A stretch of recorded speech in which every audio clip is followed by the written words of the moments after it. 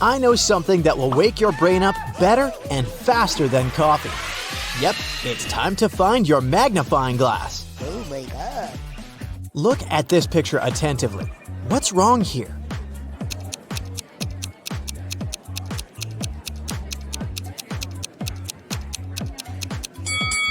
Each of these 4 people has a slice of pizza in their hands, but only 3 pieces are missing from the pizza box. You have 3 jars that are all mislabeled. One jar contains apples, another contains oranges, and the third jar contains a mixture of both apples and oranges. You are allowed to pick as many fruits as you want from each jar to fix the labels on them. What is the minimum number of fruits that you have to pick and from which jars to correctly label them? Yeah.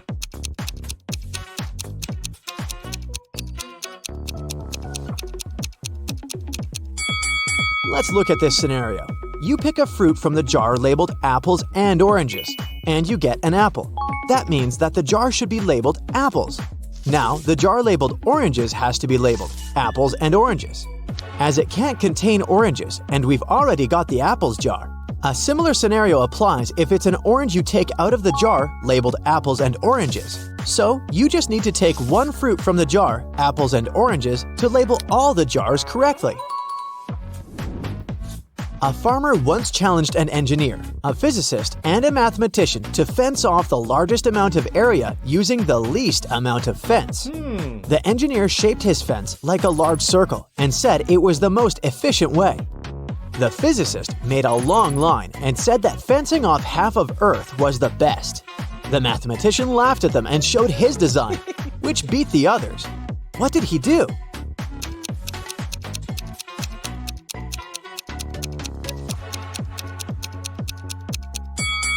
The mathematician made a small circular fence around himself and declared himself to be on the outside.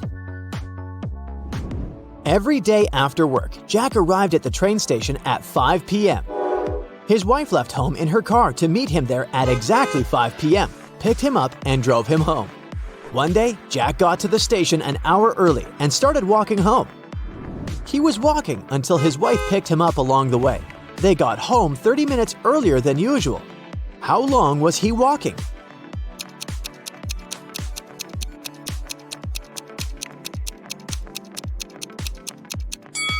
The best way to think about this problem is to consider it from the perspective of the wife. Her round trip was decreased by 30 minutes, which means each leg of her trip was decreased by 15 minutes. It means that Jack must have been walking for 45 minutes.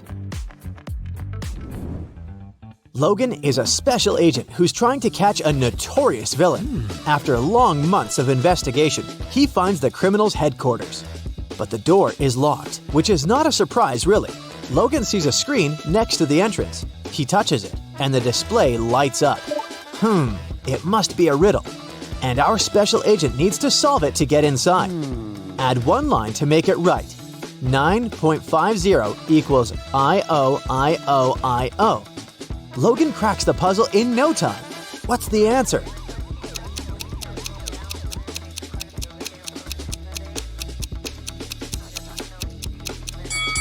$9.50 equals I-O-T-O-I-O. Oh, yeah. The door opens and the man steps into a dark corridor. After walking for some time, Logan notices another door.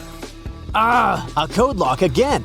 The man also spots a calendar hanging on the wall. At the bottom, there are several letters, M, F, W. After connecting the dots, the special agent figures out the code. What is it?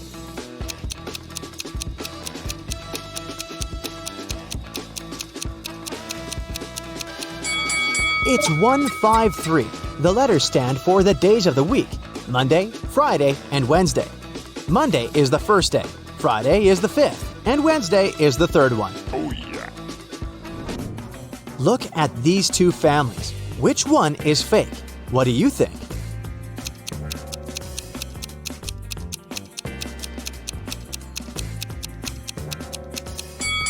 Well, the family on the right has weird dietary habits. They allow their son to eat the whole cake on his own. But maybe they just don't care about healthy eating. The family on the left, though, seems to be perfectly fine. But have you spotted a USB port covered by the necklace the mother of the family is wearing? She's a robot, and all this family thing is just a joke. Now, look at these prisoners. Who is more likely to escape?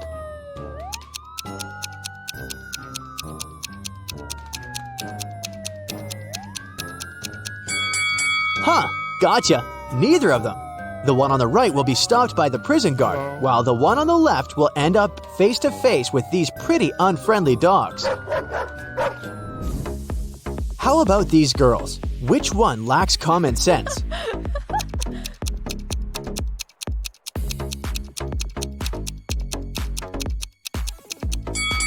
That was another tricky question.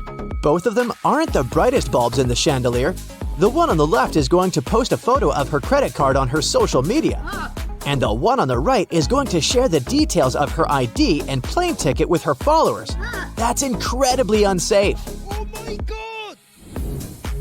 It was the first day of school when the principal's wallet went missing. There were 3 suspects: the gardener, the math teacher, and the coach. Oh no! Here's what they said. The gardener was mowing the front lawn. The math teacher was checking the surprise test he'd given his students.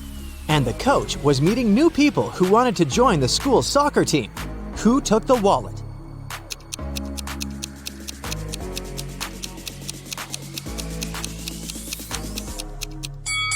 It was the math teacher. No one gives surprise tests on the first day of school. Look at these women. Can you figure out which one isn't pregnant?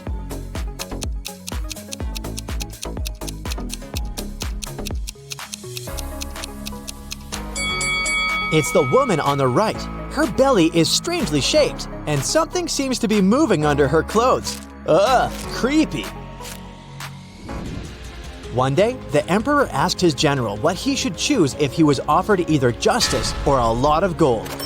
"I'd choose the gold," the general answered without hesitation. The emperor was taken aback. Oh. "I would have been disappointed even if this was the choice of a servant," the emperor said. "But coming from you, it's not only disappointing but also shocking and sad." But the general justified his answer to the enraged and hurt emperor without a problem. What did he say?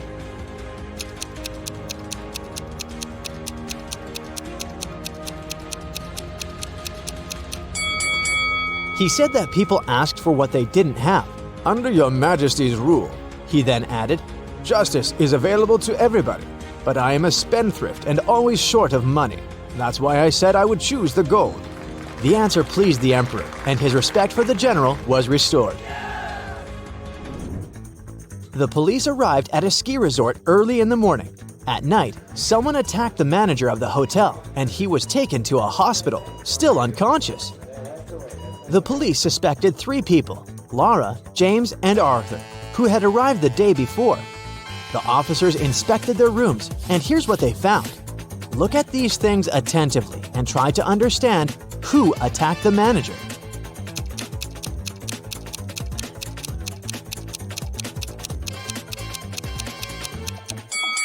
It was Arthur.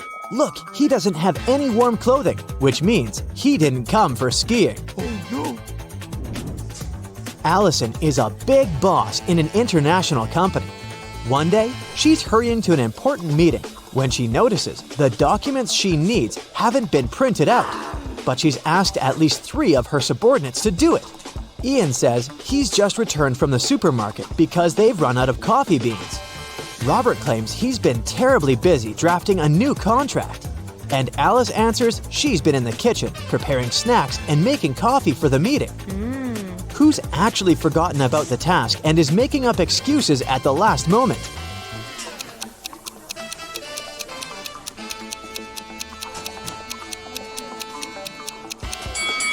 It's Alice. There's no coffee in the office. Then how could she make it?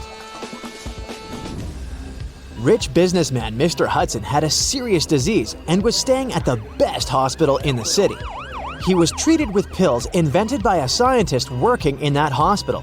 Mr. Hudson was feeling better and was getting ready to be discharged. But then, one morning, he was found in critical condition. The police had 4 suspects: the cleaner, the businessman's nurse, his assistant, and the scientist. The cleaner said that Mr. Hudson liked when his room was tidy, so she came every day to clean it.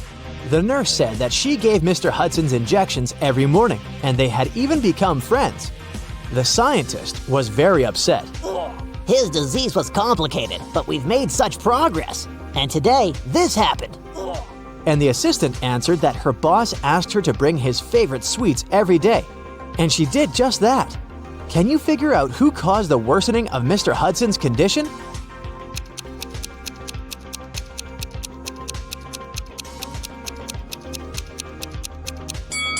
It was the nurse. Mr. Hudson was treated with special pills. What injections is she talking about? What?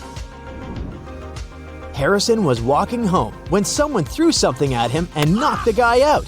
When he came round, he found himself in a room with 4 doors and a tiny window. Harrison opened the window, but it was too small for him to squeeze through. Suddenly, the guy spotted a piece of paper lying on the floor. It was a note that said, "Only one door leads outside. The other 3 doors don't lead anywhere. You can try to open just one door and only once. If you don't succeed, all of them will be locked forever." Harrison thought for a while and made the right choice. How did he figure out which door was the one he needed?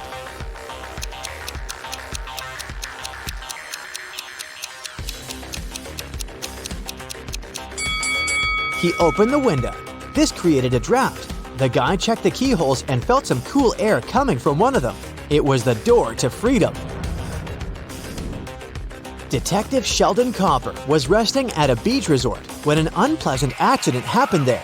Someone pushed elderly Mrs. Stevenson into the swimming pool when there was no one around. But this someone didn't know the lady was once the best swimmer at her university, and she never stopped practicing. So it wasn't difficult for her to cross the swimming pool and get out of it at the other side. Sheldon asked the lady if she had seen the attacker.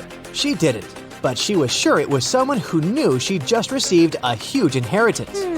The detective needed to talk to 3 people. They were Mrs. Stevenson's son, Terry, her granddaughter, Gloria, and her niece, Judy. Terry said, "These days, I've been very busy. Something urgent came up at work. I don't even have time to leave my room to go for breakfast or dinner."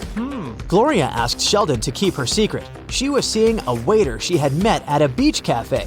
If her relatives found out, they would be furious. And Judy told Sheldon she'd taken a car to go shopping in the city center. Who's lying?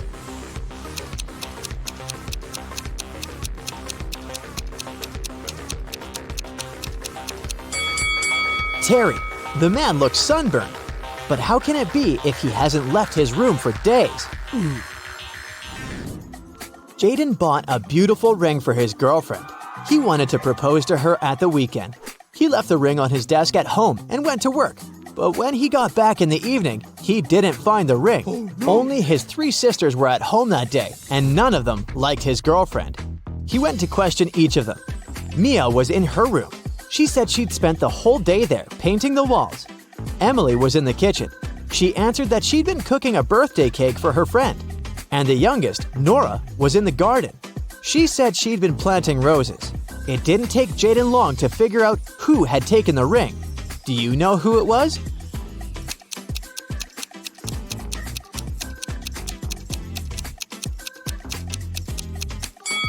It was Nora. She looks too tidy for a person who was supposedly spending the entire day in the garden. What? Plus, she doesn't have any gardening tools. The best player of Julian's volleyball team disappeared right before the game. Julian's main suspects were 3 players from the rival team. Jackson said, "I've just returned from the gym. I was warming up before the competition." Leo had to pick up his wife and daughter from the hospital, and Ryan claimed he'd fractured his leg.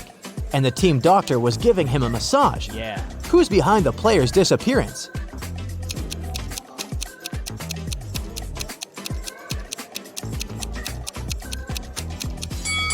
It's Ryan. Getting a massage when your leg is broken? Really?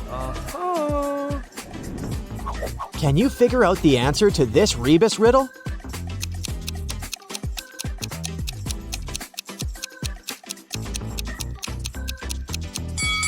The answer is summary. Sarah was in her hotel room when she heard a knock on the door. When she looked through the peephole, she saw a man standing outside. "Sorry for bothering you. I'm the hotel manager," he said. "Our database has crashed, and I need to recheck some information." Sarah said she would be back in a moment, got away from the door, and called the hotel security. She said there is a man trying to rob her. How did she know?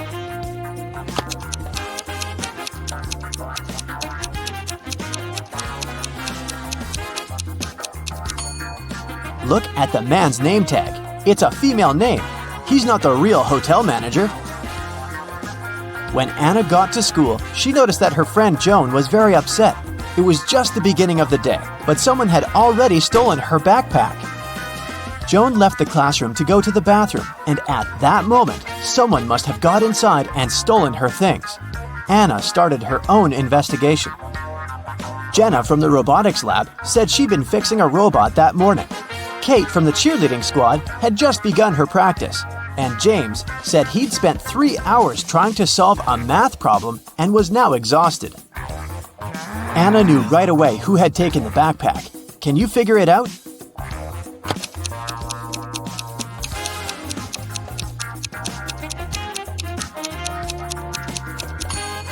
It was James. The school day had just started. How could he have been there for 3 hours already? On a beautiful morning, Michael and Christina went on a hike. At some point, they saw a river they had to cross. Both of them needed to get to the other side. However, the boat could only make one trip back and forth and take one of them at a time. Still, both of them managed to get across. How?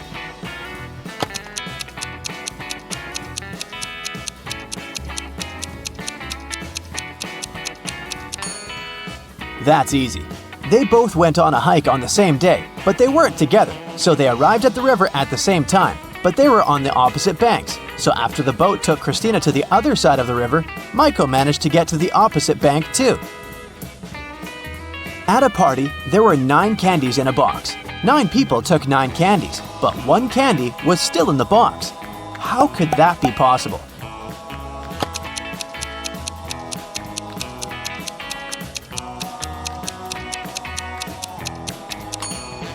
The last person took the candy that was still in the box.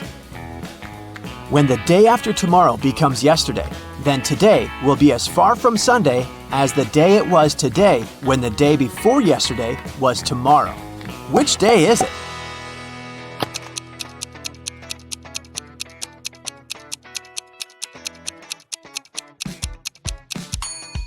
It's Sunday. Look, the day after tomorrow becomes yesterday on Wednesday. The day before yesterday was tomorrow on Thursday. And Wednesday and Thursday are equally far from Sunday. Susanna was walking down the street when she saw a dog. It looked like the dog had just run away, so she picked it up and started searching for its owner. She walked into a co-working space. There were 3 people there. Susanna knew immediately who the owner was. How did she figure it out?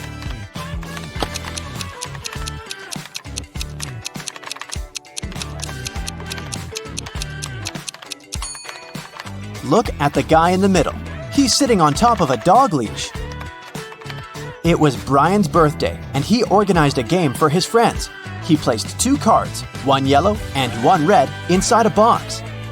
The rule said that if a person picked the red card, they would win $7,000, but if they picked the yellow card, they would have to pay $700. Nobody knew that Brian had lied. He'd put 2 yellow cards inside the box instead of 1 red and 1 yellow. Brian's friend Sandra watched her friends lose the game one by one. But when it was Sandra's turn, she won $7,000. How?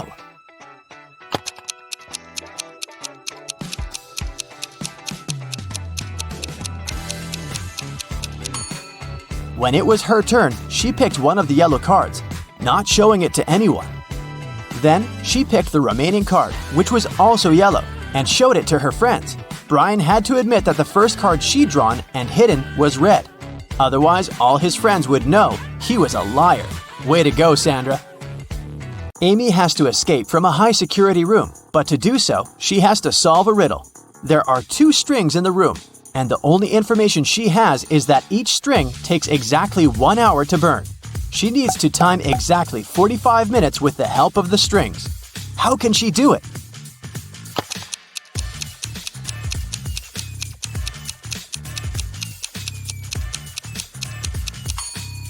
Amy should light both ends of the first string and one end of the second string. In 30 minutes, the first string will burn completely since it'll burn twice faster with both ends on fire. Then, she should light the second end of the second string. At that time, the second string will have 30 minutes left to burn. But by lighting its other end, Amy will make it burn in 15 minutes. Voila! 45 minutes measured. On January 1st, Devin called the police to report a crime. He said he'd gone to his neighbor's New Year's Eve party the night before. And while he was away, someone broke into his house and stole his laptop and other valuables. When the police asked about the party, Devin said it had been great. There was good food and string lights were shining brightly and beautifully. Devin added that his neighbor could have been the one to steal his things. Maybe he snuck inside the house when Devin was at his place, having fun. The police officer went to interrogate Devin's neighbor, Tom. But as soon as Tom opened the door, the officer knew he wasn't guilty. Devin was lying. How did he understand this?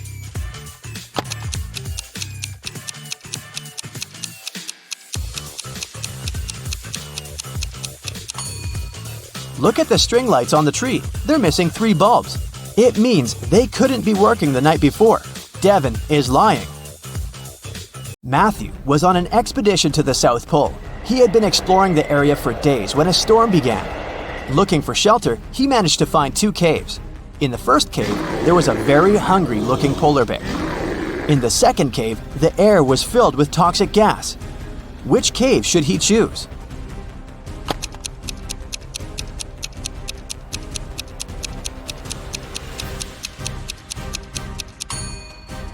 The first cave. Polar bears don't live at the South Pole.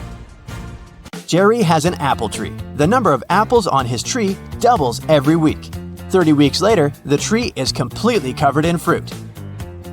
Can you guess how many weeks the tree will need to become covered in oranges?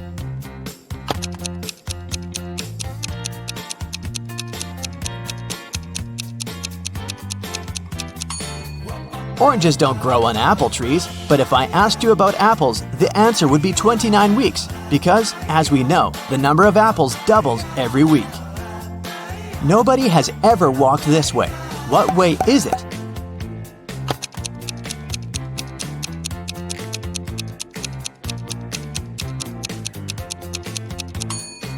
The Milky Way. Dave was held in a 150-foot high tower of an ancient castle. In his cell, there was nothing other than a pair of scissors and a 75-foot long rope. Despite this, when the guards came to check on him the next morning, they saw he had managed to escape. How did he do it?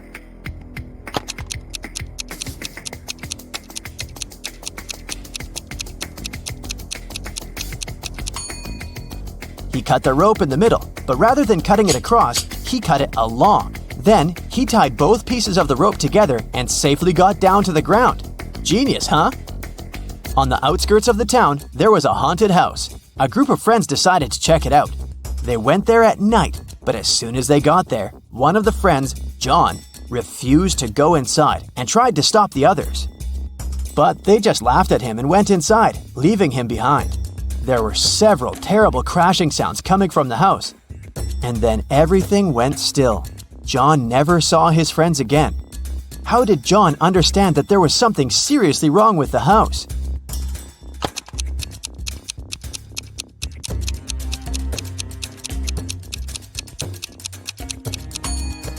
John was very attentive. He noticed that there were lots of footprints leading towards the house, but none going away. Rachel was in her office when security called her, saying there was a robber in the building and he was trying to escape. She ran to the elevators to get outside.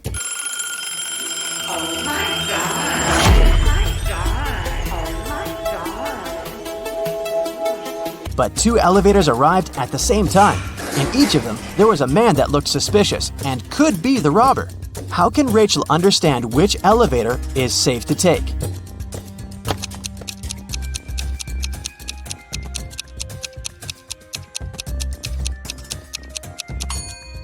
The one that's going up. If the robber is trying to get out of the building, his elevator will be going down. So Rachel should take the one going up. Molly invites her best friends over for dinner. Rose, Bianca, Tom, and Stan. Everything goes great. But in the middle of the night, Molly notices that one of her books is missing. This item is very special. Molly hides all her cash in this book, and she has never told anyone about it. Molly questions her friends, but each swears to have nothing to do with the theft. Can you help Molly spot the thief?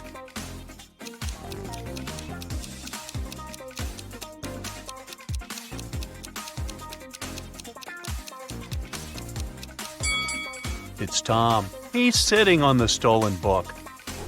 Detective Tina has received multiple cyber fraud reports this week. People complain that all the money went missing from their bank accounts. Detective Tina heads out to investigate this case. She meets with 3 robbed witnesses and asks them to show her their phones. She expects to find some kind of bug or an app. What do they have in common?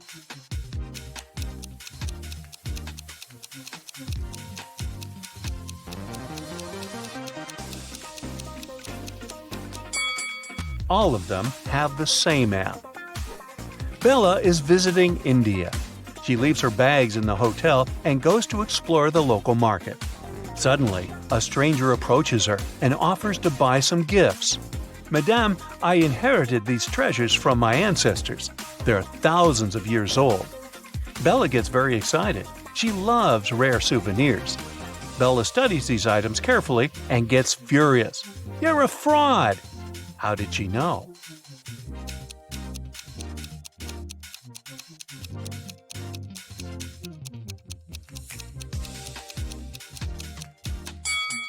Take a look at this statue. He's wearing headphones. This golden dish has an engraving, made in 2002, so it can't be thousands of years old either. And now, take a closer look at the necklace. It consists of US 1-cent coins. Back then, no one knew what they looked like. Chelsea is riding a scooter in her favorite park. Suddenly, someone throws an apple at her back and she falls. Chelsea looks around and finds 3 suspects. She decides to question them. Glenda says, "I was just feeding this cute little squirrel and taking pictures." Brittany says, "I just sunbathed on the grass and read a book.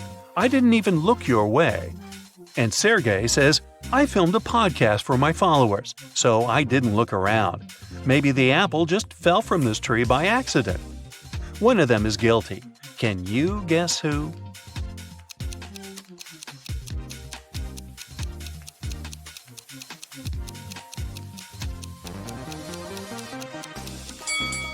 Chelsea got hit by a red apple with a yellow price tag. But the apple tree, mentioned by Sergey, only has green apples. Meanwhile, Brittany has a bunch of red apples in her bag, and they have similar yellow tags. Uh-oh, busted. Will goes to the restaurant with his friends, Mike, Crystal, and Alex. He orders his favorite cheesecake. He grabs and eats 1 strawberry from the top of the cake and then remembers, "Oh no, I didn't wash my hands. Can you guys please look after my dessert?" After a while, he returns and finds out that his plate is missing. Will questions his friends. Mike says, "Sorry, I received an urgent call from work and went outside." Crystal said, "Your cake looks so delicious that I ordered my own. I didn't see what happened because I also went to wash my hands." And Alex says, "Sorry, I left the table to get this lady's number.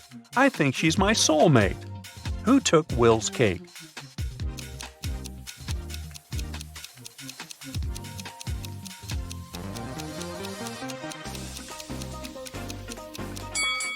Take a look at Crystal's plate. The very same strawberry that Will took from his cake is missing. So it's probably his dessert, and Crystal is a liar. Someone drew a pentagram on the floor in the principal's office. Can you guess who tried to curse him?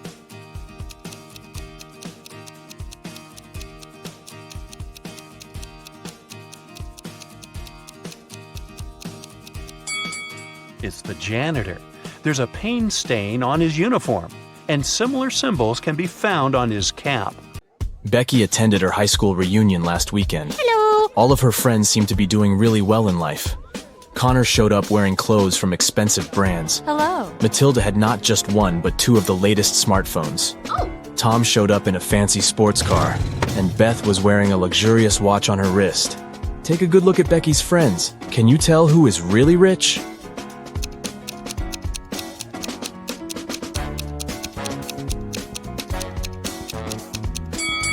Well, let's see. If you look closely, Connor didn't take off the tags from his clothes. This probably means that he's planning on returning them after the reunion. Yeah. Matilda's phones are fake. Look at the label. It's just a copy of the original brand. Ah! And Beth's watch is way bigger than her wrist, which means that the watch is not really hers. So, Tom is probably the richest person at the reunion. Oh, yeah. Amy's favorite band is in town, and she really wants to go to their concert. She asks her stepmother if she can go, but she says she will only allow Amy to go if she does a series of things for her.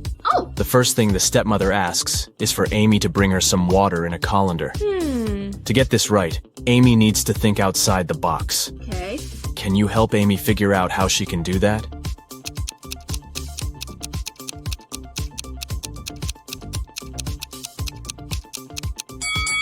Amy needs to freeze some water and put the cubes in the colander. Yeah. Technically, frozen water is still water, right?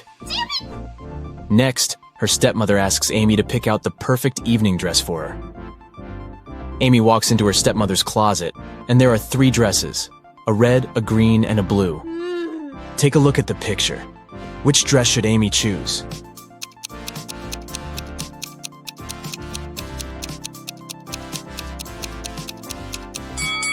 If you look closely, the button on the blue dress is about to come off. The green dress has a big paint stain on it, so Amy should pick the red dress. Yes! Before Amy can take the dress to her stepmother, the woman enters the room. She sees the stain on the dress and starts to shout at Amy, "How could you do this to my dress?" But Amy says she didn't do anything wrong, and that the paint was already there when she walked into the closet. Yes! The stepmother asks Amy to find the culprit. Oh! If she could figure out who had stained her dress, then Amy could go to the concert. Okay. The 3 main suspects are Amy's stepsisters, Ella, Bella, and Gabriella. What? They don't like Amy, so it's likely that one of them splashed paint on their mother's dress in order to frame her. When the stepsisters are out of the house, Amy sneaks into their bedroom to try to find the culprit.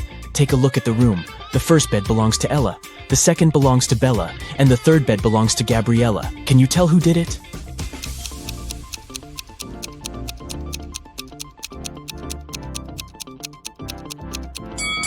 It was Gabriella.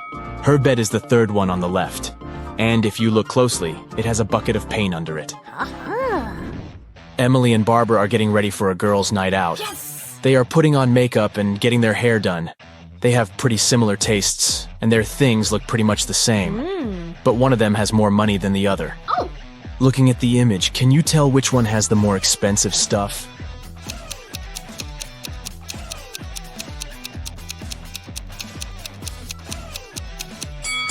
Take a look at Barbara. Her dress kind of gives it away since it's obviously a knockoff.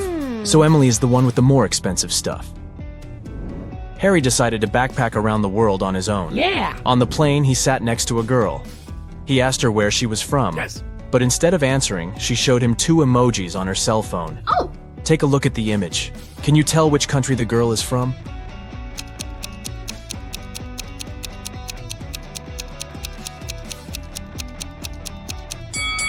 Let's see.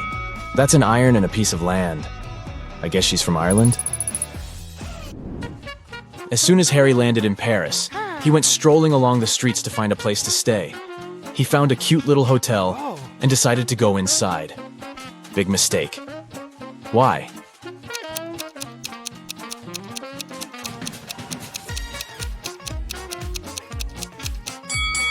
Take a look at the window on the last floor. It looks like there's a ghost. Yikes. I'd look for another place to stay if I were him. After he found a better hotel to stay in, he decided to get lunch. He ordered the classic French onion soup. But when his dish came, it was filled with cockroaches. He called the restaurant's manager to tell them about the incident. The manager said, "This is unacceptable. I will find the person who did this and fire them immediately." There were 3 suspects. The cook said that he had prepared the soup as usual. It was okay when he passed it to the waiter. The waiter said that he hadn't touched the soup. He just served it to Harry and hurried to take the order from another table. The manager also questioned the cleaner. who said that he had spent the last hours cleaning the bathroom and had no idea what the fuss was about.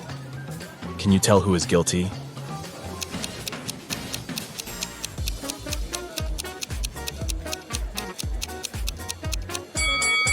No one. Look at the ventilation system. It's full of roaches. They must have crawled out of it and fallen into Harry's soup. Yikes. There are 3 passengers in the business class of an international flight that is headed towards Rome. Take a look at these 3 people. The first lady looks pretty well dressed. She's wearing a luxurious designer handbag and is texting on her expensive phone. Hello. The guy in the middle is working with stock charts on his laptop, and the third guy is enjoying a cup of coffee while reading an article in the Financial Times. Can you tell which one is the real billionaire?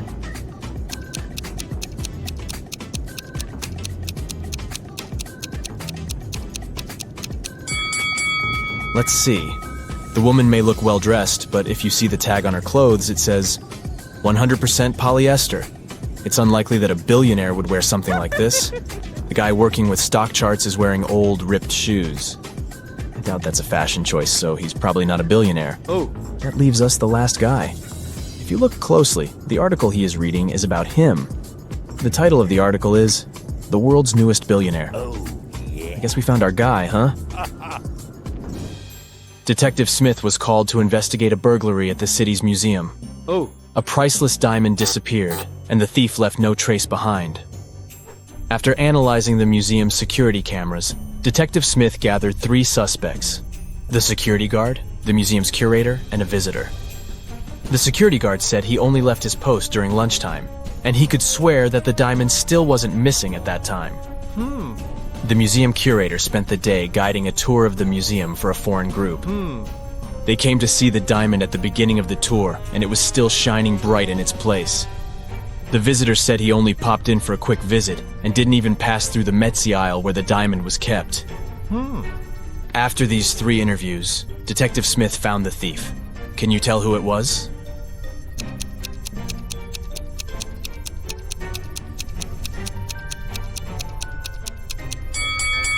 It was the visitor. First of all, he knew the exact location of the diamond inside the museum. Plus, take a look at that string he's fiddling with in his left hand. Detective Smith pulled it from under his sleeve and voila, the diamond was attached to it. I guess he didn't have time to go home and get rid of the diamond, huh? Julie and her friends decided to spend the weekend at a cabin in the woods. They arrived on Friday evening and spent the night playing board games and telling spooky stories. When they woke up on Saturday morning, they found that someone had stolen all their food supply. The door's glass was shattered, but other than that, there were no signs of who could have done it. So the group decided to search the surrounding woods to see if they could find the culprit. Take a good look at the scene the group stumbled upon and see if you can find out who took their food.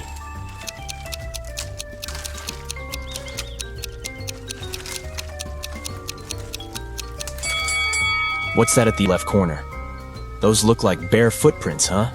And not just one, but rather an entire family of bears. Oh, and they even left an Oreo wrapper on the ground as evidence. Yep, these grizzlies were the culprits for sure. Atlas woke up in the attic of an abandoned house. He tried to find a way out of the house, but all he could find was a room with 3 doors. Each door hid a different danger. The windows and floor behind the first door were made entirely of magnifying glass, which meant that the sunlight would probably burn him if he entered. The second door hid a room full of poisonous gas, and behind the third door was a hungry lion. What should Atlas do to escape?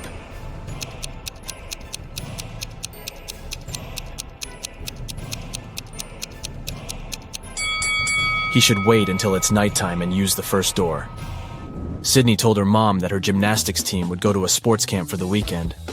She asked her mom to help her pack a bag for the trip. Her mother packed everything she thought her daughter would need. When Sydney came back from the weekend, she was telling her mother all about the trip. But somewhere during the conversation, she asked her mother why she hadn't packed a toothbrush. The mother immediately knew Sydney was lying about where she had really been that weekend. How?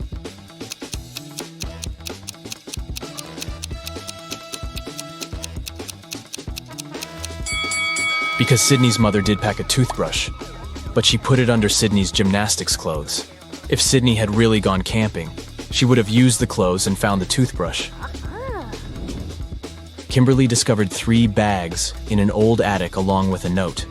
The note said that there were $1 million inside one of the bags. It also said that the 2 other bags were empty. She only had one chance to figure out which bag had the cash, and she could trust that one of the messages written on the bags was true.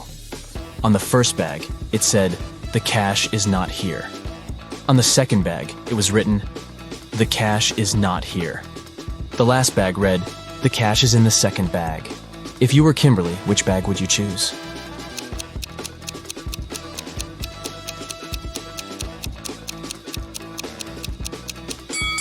You should choose the first bag. If only one of the clues is true, then the money is in the first bag. The police have been after Mr. Burke for many years, trying to prove he's involved in illicit activities, but they never managed to catch him. One day, Detective Lawrence decided to make a surprise visit to Mr. Burke's office. As soon as the detective arrived, Mr. Burke's secretary said he was away on a business trip. The detective asked to see Mr. Burke's office and took a picture of it, but he wasn't allowed to touch anything without a warrant.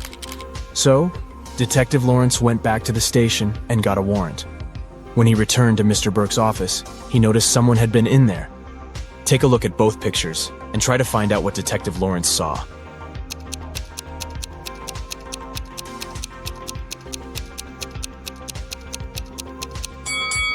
The desk lamp is tilted and the books are in different places. Someone definitely was in that room. Detective Lawrence decided to search Mr. Burke's entire office. In one room, he found there were footprints up until the middle of the room, and then they disappeared. The only window of the room was open. "Oh no!" Detective Lawrence shouted. "I can't believe he escaped again." He took a picture of the room and took it to the police station. At the station, he showed the picture to the other detectives, and one of them said he had cracked the case. Take a look at the picture. How did the detective solve the case?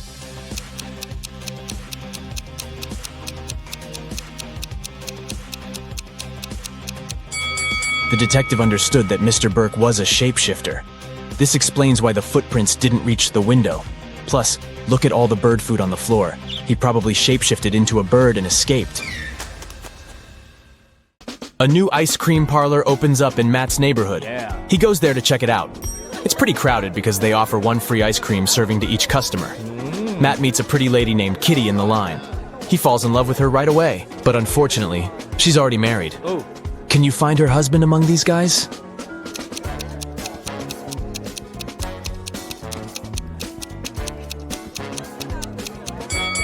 It's the second man. He's the only one who doesn't hold any ice cream. And Kitty is holding 2 ice cream servings, one for herself and one for her spouse. The next day, Matt missed his alarm, and now he's late for work. His boss is going to be furious. Matt might even get fired. But wait a minute. It turned out that the big boss is out of the office today. He's having a last-minute business trip, so Matt can relax. But suddenly, the boss calls him on the phone. Hello. "Where are you? You got 10 minutes to get to the office." Matt replies, "I am in the subway right now." "Well, I got something I need you to do for me. Call me when you're in the office." Matt is a pretty genius liar. How did he fool his boss?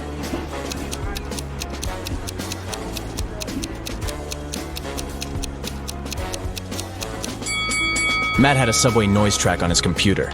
He played it when he was on the phone with the boss. Clever. Matt enters the local bakery on the way to the office. Hello. The cook brings 2 trays with fresh tartines. Take your time and try to spot 10 differences between them.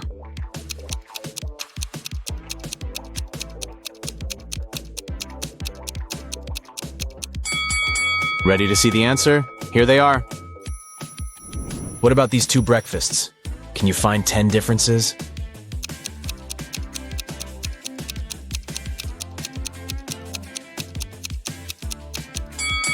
Over here.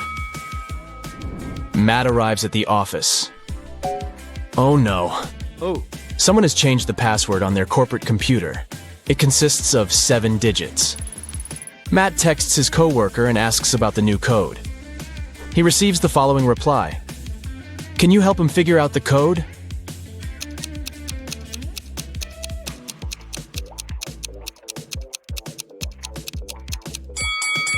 The number of fingers implies the right digit in the password. So Matt should enter 1, 0, 5, 2, 3, 1, and 0. Matt is an illustrator. His boss sends some files and asks him to separate the images and add some colors. Oh. Unfortunately, all the layers are merged. Can you spot 6 different objects in this picture?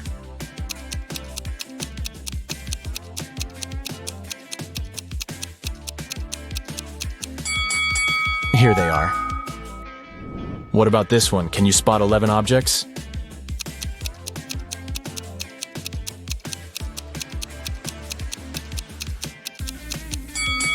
Over here. Matt's sister, Ashley, is getting married. He arrives at the event, and she asks him to take a picture of her with some friends. But someone pranks the bride in the middle of the photo shoot and spills paint on her beautiful dress. Can you guess who did it by just looking at this picture?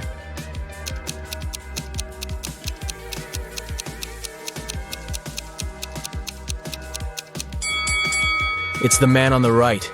He has a rope in his hands, and it's tied to the bucket. Ashley changes and the wedding goes great. After the ceremony, they throw a party in a restaurant. This place is very popular among the newlyweds. Matt faces 3 brides in the lobby and spots the fake one right away. Hello. What about you?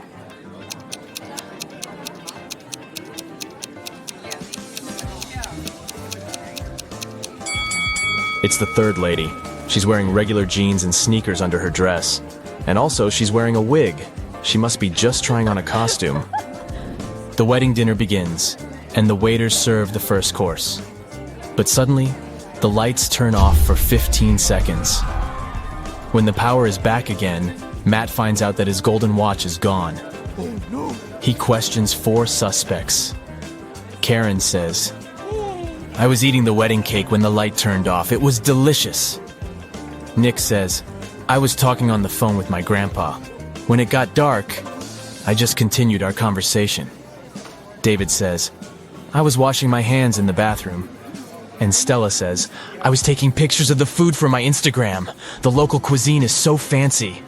Who's lying?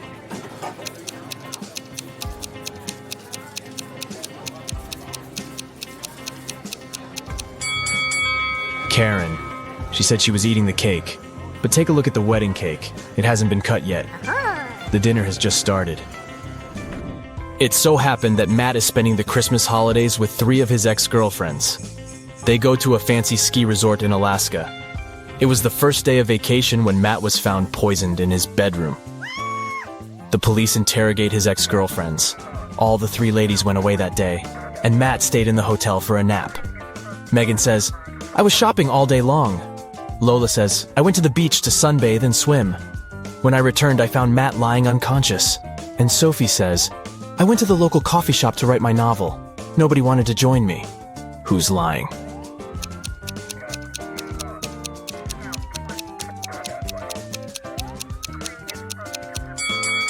Lola, it's Christmas time, so it should be very cold in Alaska. She couldn't swim and sunbathe outdoors. Finally, Matt gets better and leaves the hospital. Yeah. He returns to the ski resort and takes a look at the mountains. What are they doing wrong?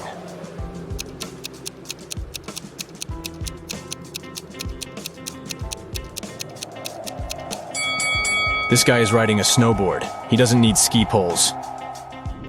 After the Alaska trip, Matt gets a new job in New Orleans. Oh yeah. He finds a great apartment and moves in. 3 neighbors knock on his door to greet the new neighbor. One of these ladies is a real witch. Can you spot who exactly?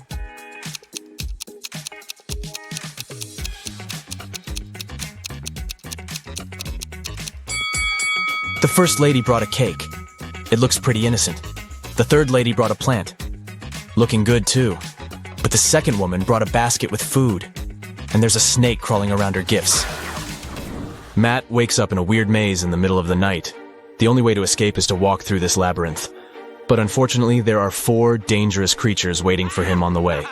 First of all, there's a gorgon who turns everybody she sees into stone. Secondly, a werewolf. It's a full moon, so he's very hungry.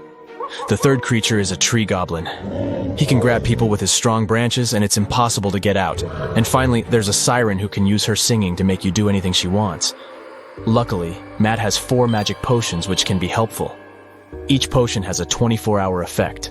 If you spill the first potion on anybody, they'll become silent. The second potion will make any creature very weak. The third potion turns anyone into a vegan. And the fourth potion causes blindness. Can you help Matt distribute the potions among the creatures correctly?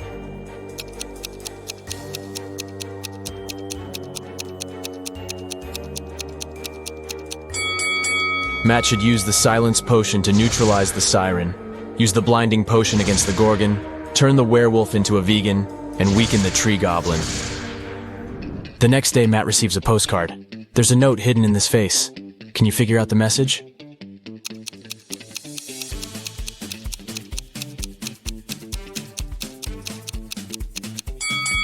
The features of this face form the word liar. Matt purchases a tour to see the sights of the state. He takes a nap on the train. After a while, he wakes up and sees that his tablet is missing. Matt interrogates 4 tourists nearby. Liam says, "Sorry, I was listening to the music and my eyes were closed. I don't know who did it." Willow says, "I think it was Ronald. He's very suspicious. Why would he need so many gadgets on a tourist trip?" Ronald says, "I have a bunch of my own gadgets. I don't need your old, outdated tablet." And Mary says, "I'm sorry, but I was sleeping. Can you spot the thief?"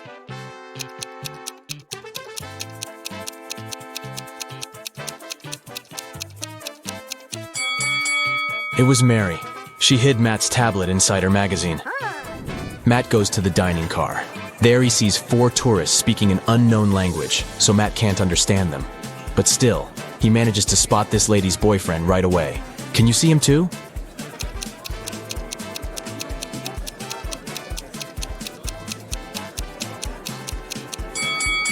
It's the second guy. They have similar tattoos on their necks. Matt wakes up locked in an abandoned house. He finds 3 doors, but only one of them leads to freedom, and he has only one chance to find it. Hungry tigers are waiting behind the first door. There's a big fire behind the second door, and a werewolf is hiding behind the third door. How can Matt escape?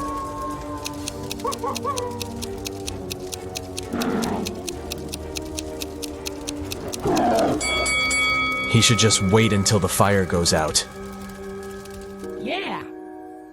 A pop group is traveling by high-speed train. They're going to a big concert in another country. Everything is going great, but suddenly the lights go out. Someone's moving around in the dark, and everyone hears a woman screaming. Finally, the lights turn on again, but one of the singers, Kelly, is missing. The local conductor finds her phone on the floor and questions the witnesses. Jill says, "I was at the other end of the car, and then it got so dark. I don't know what happened." Sam says, "Kelly was next to me. We talked, and then she disappeared." And Paul says, "I felt sick, so I sat down and closed my eyes. I heard something, but I didn't see anything." Who's lying?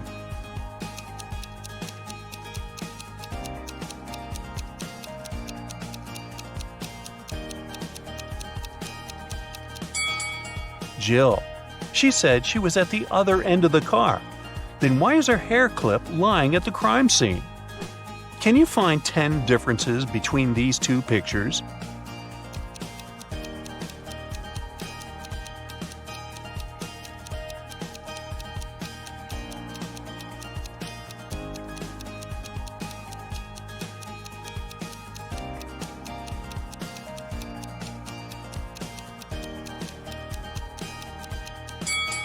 Ready to see the answers? Here they are. What about these cute little plants? Can you see 10 differences between the 2 pictures?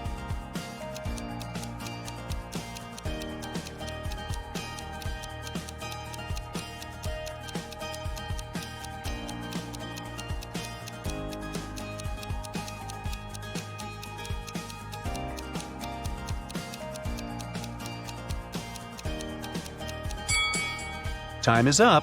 I'll bet you failed to spot all 10. Here they are. What about these 2 images? Can you find 10 differences?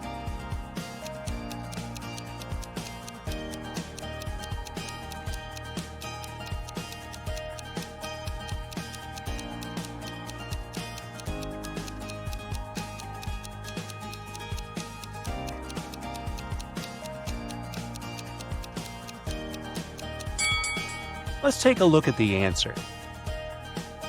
The police have long tracked Jake. They suspect him to be involved in diamond smuggling, but they don't have any evidence. They decide to thoroughly check his luggage. Jake comes to the airport with a small briefcase. What's suspicious about it?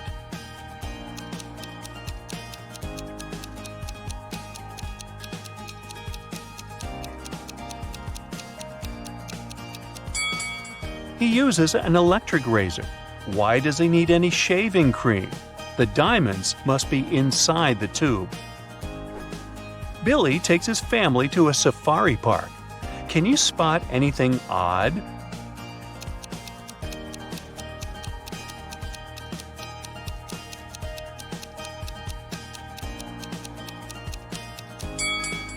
Giraffes don't have horns, and lions don't wear glasses. What about this picture? Can you see what's wrong here?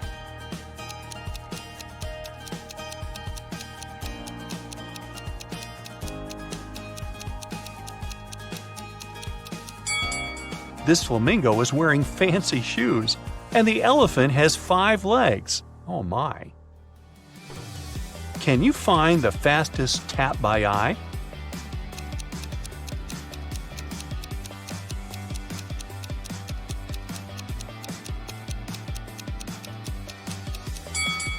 The second one. Let's make the task a little harder. Here's a new set of taps. Can you guess the fastest?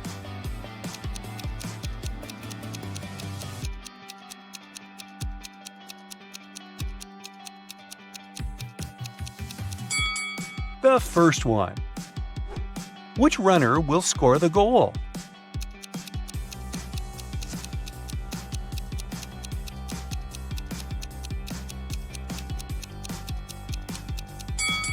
Only the third runner can make it to the final point. Here's the route he should choose. Can you find these 5 items in this picture?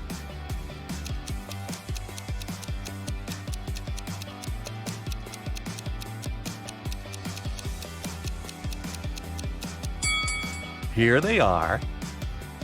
What about this huge pile of things? Can you dig out these 5 items?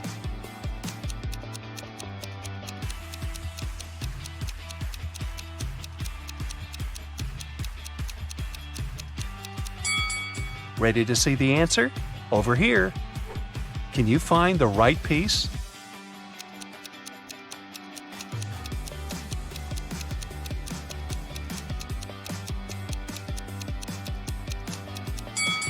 Only the second one fits perfectly. Rob's wife decides to prank him and changes a 6-number password on their safe. She leaves a clue so that Rob could crack the code. Can you help him?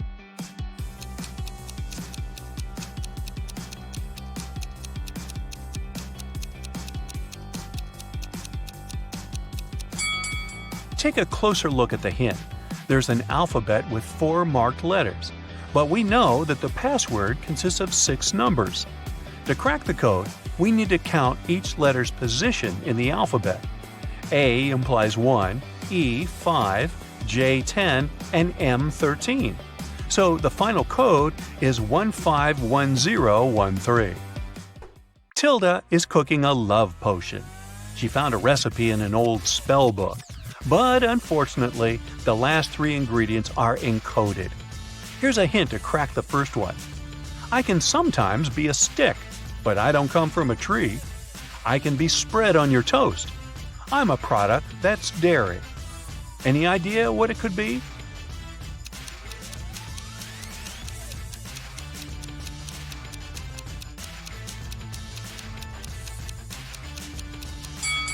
Butter.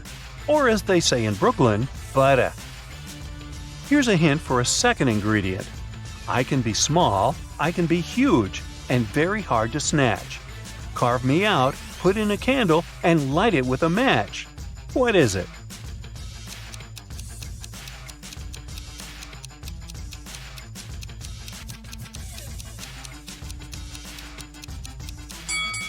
It's a pumpkin.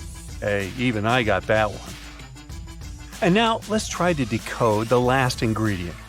This thing comes as a small grain, but it's neither rice nor sand. It's often used when cooking, so that food doesn't taste bland. What might it be?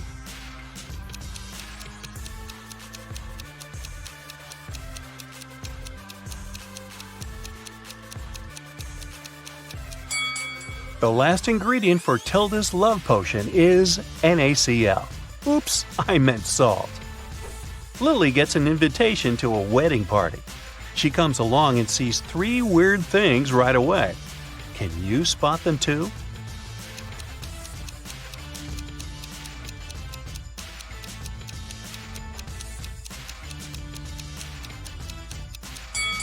Take a closer look at the bride.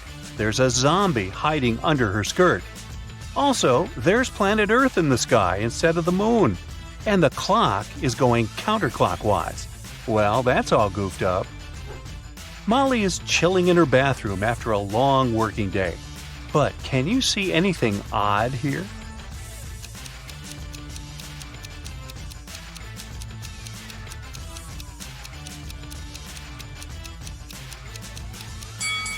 She's using a burger instead of a regular sponge.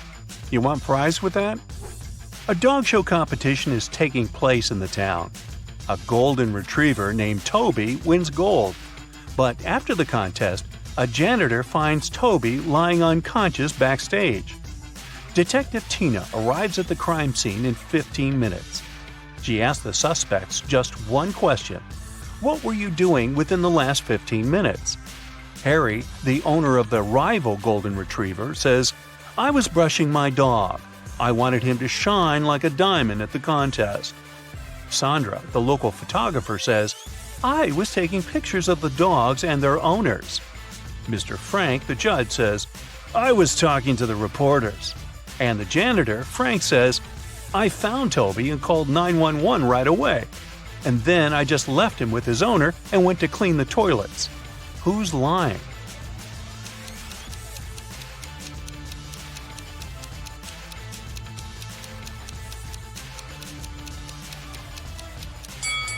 Harry. Why would he need to prepare his dog's hair? The contest is over.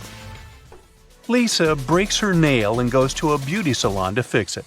There, she meets 3 manicurists. One of them is an imposter. Can you guess who?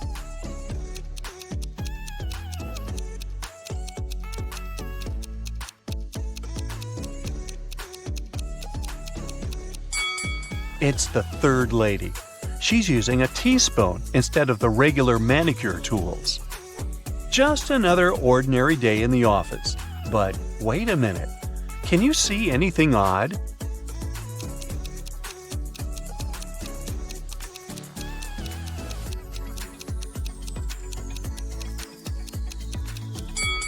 The lamp doesn't have an electric cord. What about this picture? Anything weird?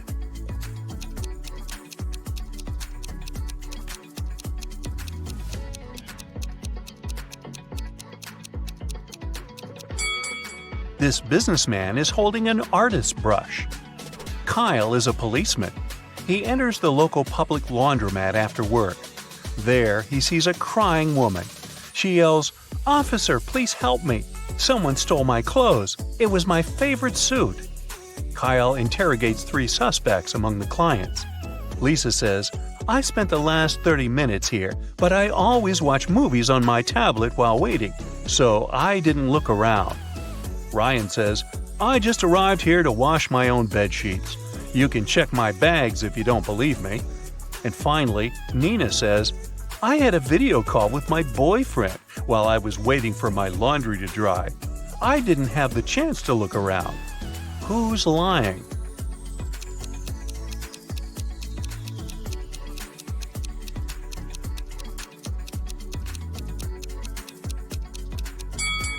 Lisa. Take a closer look. Her tablet is broken and shut down, so she couldn't have been watching a movie. Can you spot any ghosts in this picture?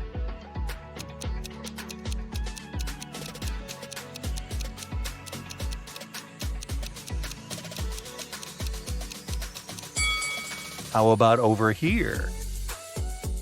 What about this area? Can you spot any ghosts?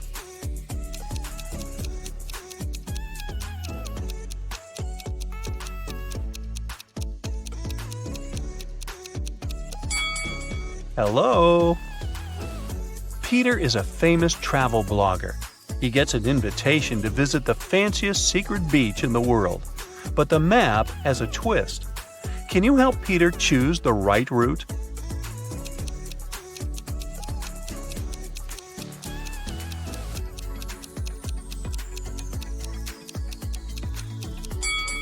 Only option B will bring him to the final destination.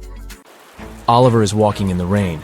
Suddenly, he sees a woman without an umbrella or hat. But she's not getting wet at all. How is this possible?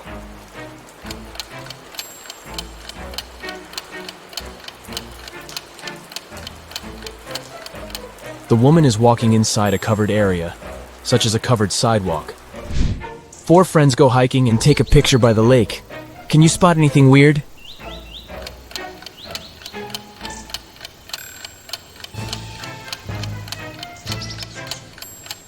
This guy doesn't have any reflection in the water. Sarah checks into a fancy hotel. She feels very hungry, but unfortunately Sarah missed the dinner hours. That's why she calls room service and orders a vegan dinner set. 15 minutes later, someone knocks on her door. She looks through the peephole first. Sarah. Oh great, a fake waitress. How did she know?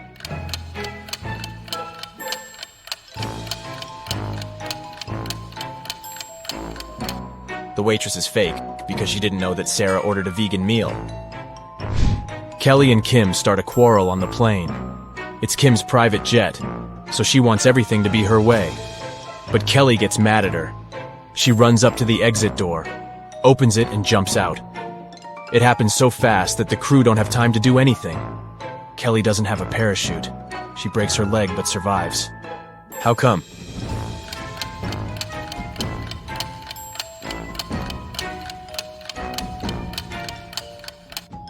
The plane had already landed. Nick is driving down the road and his car runs out of gas. He sees a cabin in the woods and decides to ask for help. When he gets there, he finds 3 people inside. They offer to help him, but only if he agrees to stay there forever. Why?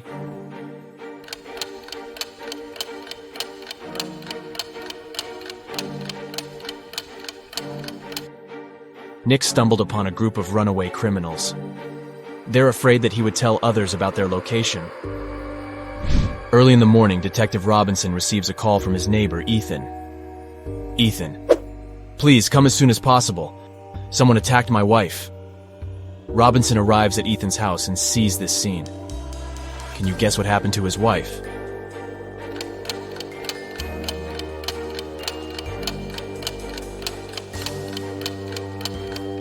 Take a look at the calendar on the wall. They pranked the detective because it was April 1st. The city has been taken over by zombies. Let's take a look at this group. Only one of these zombies is a male. Can you guess who?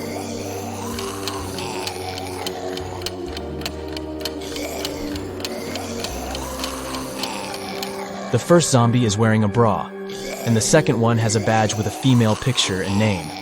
Therefore, only the third zombie is a male. Tom works in a secret agency specializing in people with psychic abilities. He's having an interview with 3 people claiming to be superheroes, but only one of them really possesses some supernatural powers. Can you help him spot this person?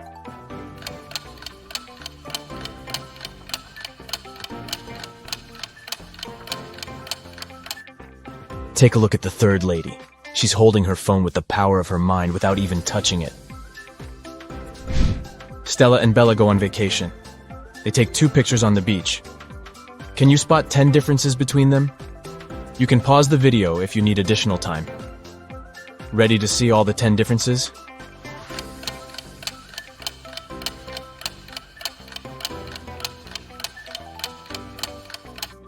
Here they are. Steve arrives at work and turns on the corporate laptop. Oh no! Someone has changed the password. Steve looks around and finds a sticker with a clue. 32, 18, and 29. He enters the number, but it doesn't work. Can you help him crack the code?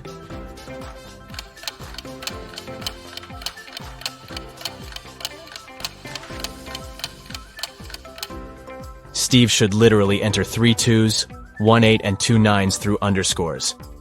222, 8, 99. Gabriel is an art teacher. He enters the studio to check his students' work. One of these people is a ghost. Can you guess who?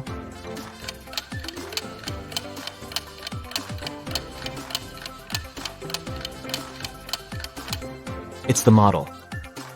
She's posing for a portrait, but everyone sees through her. Dan wakes up in a creepy cage. He needs to figure out a 5-number code to escape. He only has this picture as a clue. Can you help Dan crack the code?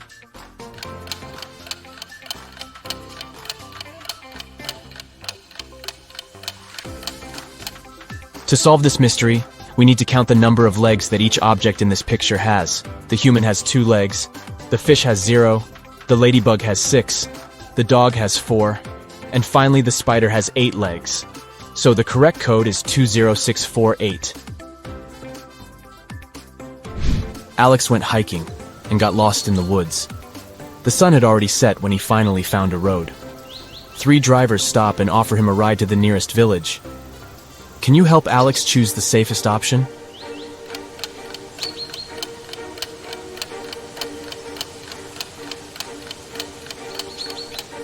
There's a zombie arm sticking out of the second car's trunk, and the third driver has suspicious pointy ears and shiny eyes. So he's probably a werewolf. Therefore, Alex should probably trust the first driver. I'm very easy to lift, but very hard to throw. What am I?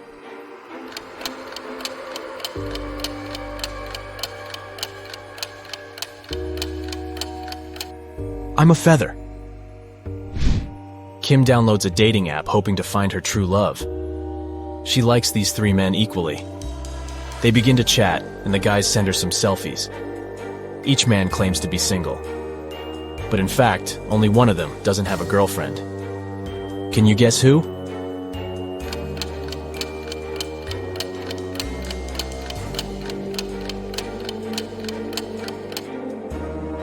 Brian sent Kim a cute bathroom selfie. But take a closer look at his shelf.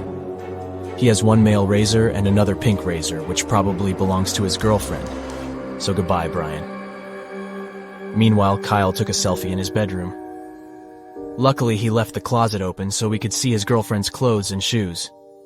So only Harry is a single person, and Kim should give him a chance. Jenny goes for a walk to her favorite park. Suddenly, she gets attacked by a crowd of zombies. Jenny gets terrified and begins to run away. There are 3 possible routes in front of her, but only one of them will actually take Jenny to a shelter.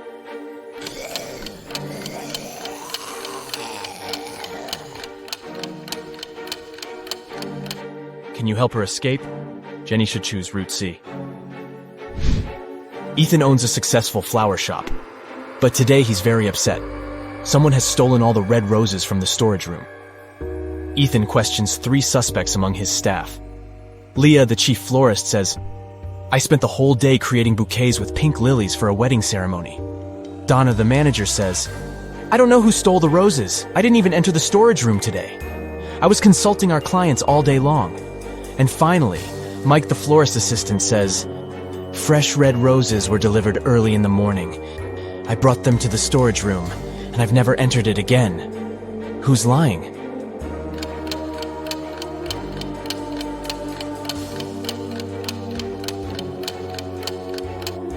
Leah. There are no pink lilies in the bouquets that she made. Lauren changes a 6-number password on the office door to avoid thefts. She leaves this little clue for all her colleagues. Bagel. Can you guess the correct code?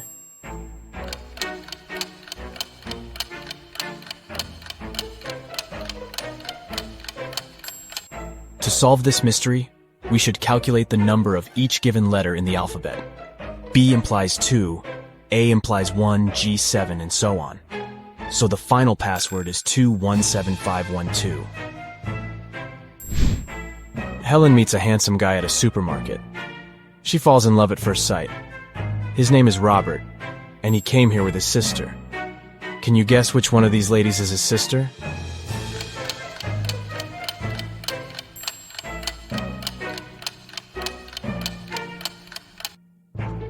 It's the third woman. She's the only one who's shopping without a separate cart or basket because Robert carries it. The police officer is chasing Kendra, who had just robbed a jewelry store. The teenager sneaks into the nearest school, and the officer follows her. She notices Kendra's hoodie by one of the doors and enters the classroom. There she sees 4 students who look like Kendra. Can you decide who's the real robber?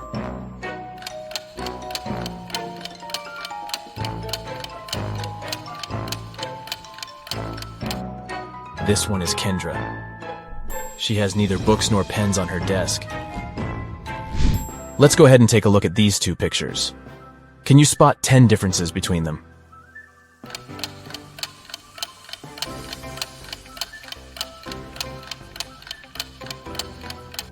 Ready to see the solution? Here are the 10 differences. It's a Sunday afternoon. Most people are spending it at the local shopping mall. Nothing usually happens here. But suddenly a man snatches a woman's bag and runs away.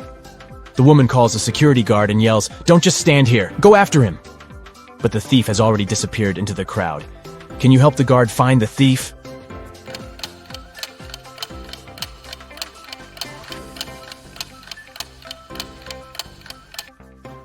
He's over here. Sam gets promoted and throws a fancy party for his best friends. Josh, Kate, Brad, Bill, and Holly. Everything goes great. But the next morning, Sam finds out that someone broke into his safe and stole his family treasure, a golden egg. Sam questions his friends, but each swears to have nothing to do with the theft. The police officer looks through the pictures that Sam took yesterday. After comparing these 2 shots, he spots the thief. What about you?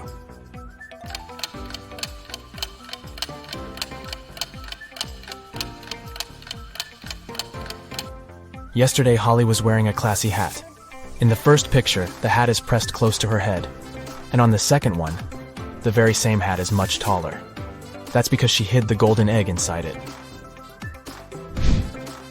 Violet returns from a business trip. She enters her office and sees a beautiful gift basket on her table. There's a love note from a secret admirer attached to the package. Violet gets very curious. She figures out 3 suspects and asks them just one question. "Did you send me the gift basket?" Liam replies, "Nope, I would have sent you sunflowers instead. I know you love them." Jason says, "I overslept today, and I've just arrived at the office, so I wouldn't have had time to prepare a surprise for you." And Kenny says, "I didn't send the basket, but when I entered your room in the morning to put some documents on your desk, the basket was already there." Who's the secret admirer?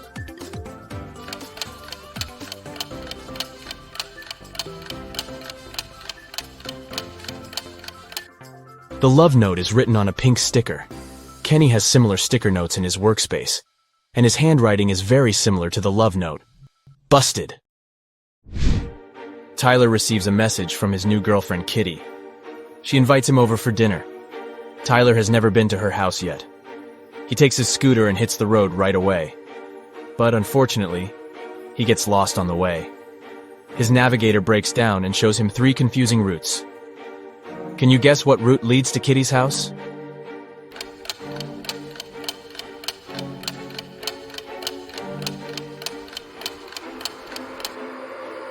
Tyler should take the first route. Alex is heading to a family dinner, but he's really broke and he only has 8 chocolates. He needs to divide them equally between his 3 sisters. How many cookies would each sister get?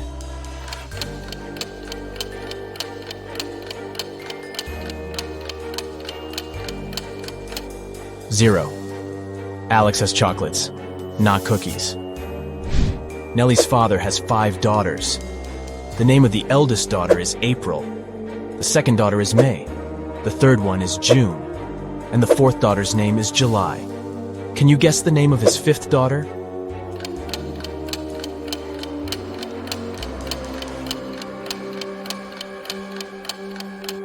Nellie. A gardening fair takes place in a village. The top 5 local gardeners show their best flowers. But one of them brought fake plants to prank the villagers. Can you spot the fake?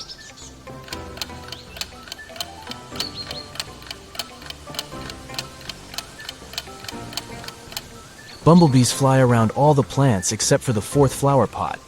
Insects don't get attracted to these roses because they're artificial. Dylan is exploring a remote forest area. Soon he gets lost and has no idea where to go. Luckily, he comes across a small cabin in the woods and sees a forester. Dylan. Hello, could you please tell me how I can get to the railway station? Forester. Go down this trail until you reach a crossroads. There, you'll see a rock with signboards. Just remember, the left one lies, and the right one tells the truth.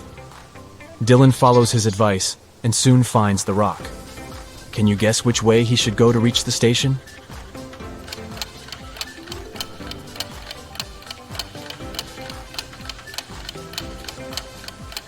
Since the left sign is lying and the right one is the truth, Dylan should walk straight ahead. Claire puts on a classy white suit and goes for a walk. Suddenly, a big dog pops out of nowhere and jumps on her. The dog stains Claire's outfit with dirty paws. She gets furious and yells, "Whose dog is this?" Can you spot the owner of this animal?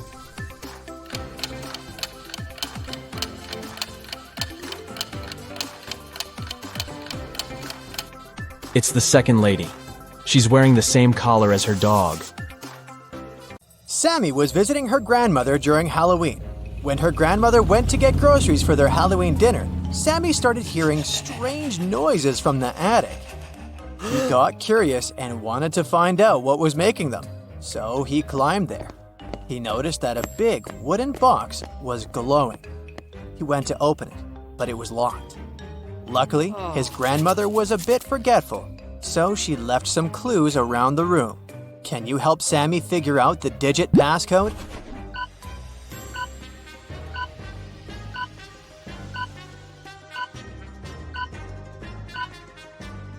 Take a look at these books stacked next to the box. Did you notice that these 4 books have numbers instead of titles on their covers? Those must be the numbers he needs to open the box. So the passcode is 4203. After Sammy opened the box, he started hearing the whispers again. They were coming from the strange book that was in the box. The book was saying, "Open me, but to do that, you need to answer the riddle on my cover. In the sun, I dance and play, but in the dark, I fade away. I'm not alive, yet always near. What am I? Can you tell me, dear?"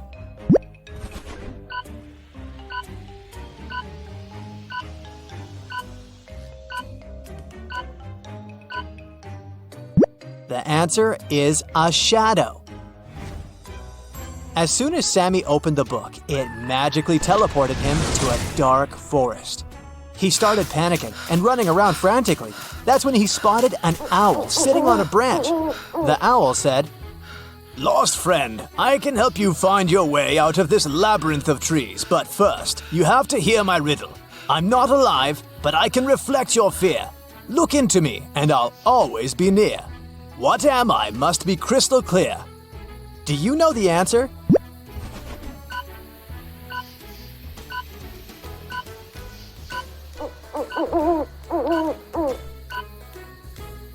It's a mirror. The owl guided Sammy to a wizard's cottage. Then, Sammy explained his situation to the wizard and convinced him to help. There was only one spell that could send Sammy back to his world, and it was in a magic book that was stolen from an evil witch. So, the book was not revealing its secrets to the wizard. There was a riddle at the back of the spell book, and it said, "Speak what belongs to you but is used more by the others, and I shall reveal my secrets." Do you know what that is?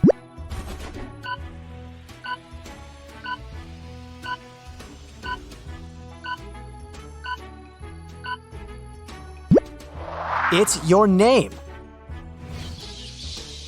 The Monster Hunters Agency was suspicious that a witch had crossed into our world from the supernatural realm. After following the magic trail the witch left behind, they got suspicious of 3 people. So they placed hidden cameras in their rooms and started observing them sleeping to figure out who the witch was. Can you help them?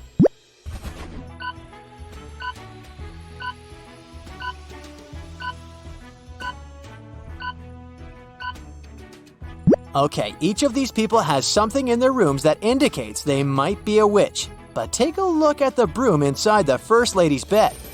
But first of all, it's made of plastic. And it also has a label on it, which means it was bought from the store. The Third Lady is wearing a glowing amulet. I admit it looks mysterious, but it's just a toy. So the witch is the lady with the pointed hat peeking out from underneath her pillow. And if that doesn't convince you, her black cat sleeping on the other side of the bed will. Amy's town had an old museum that the residents believed to be haunted. Amy and her friends decided to spend the Halloween night inside the museum to have some spooky fun. When the clock struck midnight, all the portraits hanging on the museum walls came to life. Then a portrait of a lady started screaming for some help. She told Amy that the former employees dared to make a fake version of her portrait, and she wanted Amy to destroy it. But once Amy saw the fake portrait, she spotted 3 differences from the original and assured the lady that it couldn't hold a candle to the original. Can you spot them too?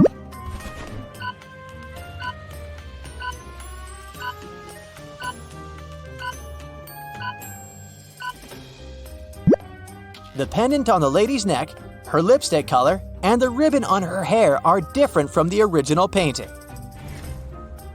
The spooky traveling circus company was going to visit Evelyn's town to put on a Halloween show, and she really wanted to go.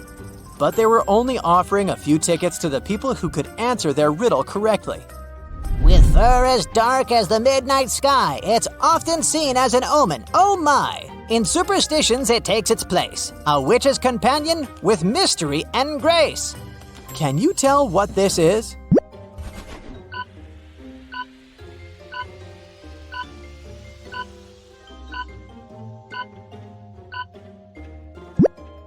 The answer is a black cat. The circus company required all the audience members to come to the show dressed in costumes. So Evelyn headed to the shopping mall to get herself a costume. She found 3 options to choose from: a witch costume, a mermaid costume, and a Victorian-era vampire costume. Which one should she pick?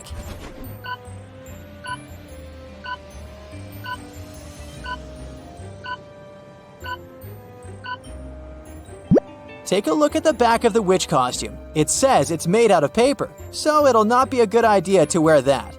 And the mermaid costume is all teared up at the back. So she should choose the Victorian-era vampire costume. It may look bloody, but it sure fits the theme. It was finally Halloween, aka the day of the show. Evelyn headed to the circus tent to wait in line to enter the venue. But 3 strange things among the people caught her eye. Can you spot what they are?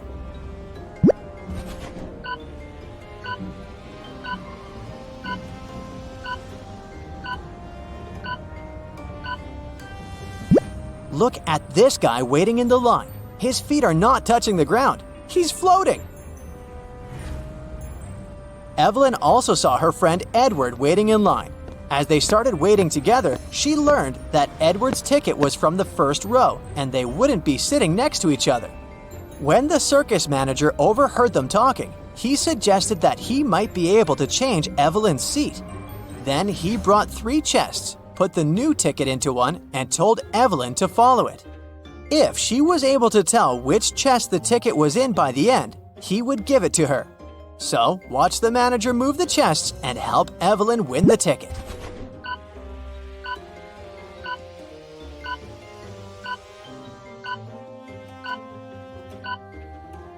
The ticket is in this one. Before the show started, Evelyn and Edward went to the cafeteria to grab some snacks. Take a look at these 3 options. Which one should they get?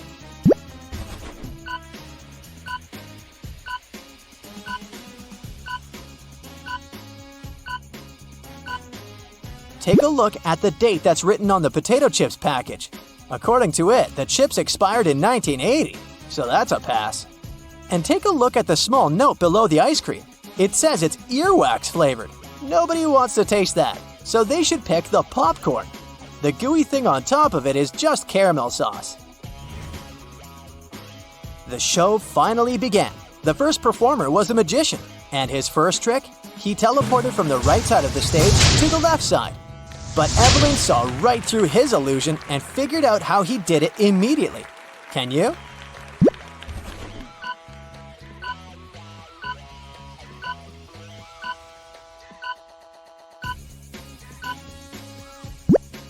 Look behind this curtain. There is a portable projection machine.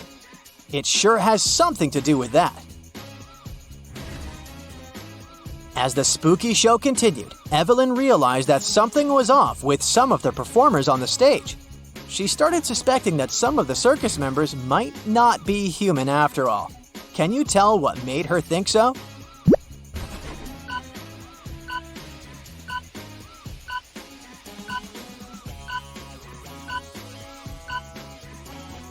Take a look at the singer first. She has gills at the sides of her neck. Secondly, did you notice the yellow, long, sharp nails of the juggler? And lastly, the rope walker has a tail at the back. Once the show was finally over, the circus manager came to the stage and said, Ladies and gentlemen, we've been lying to you. You see, we're actually creatures of the underworld, and we came here to steal your souls.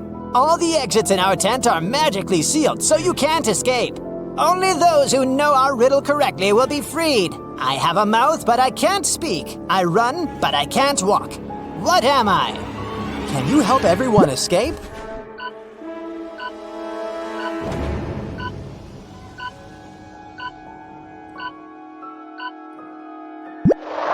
The answer is a river.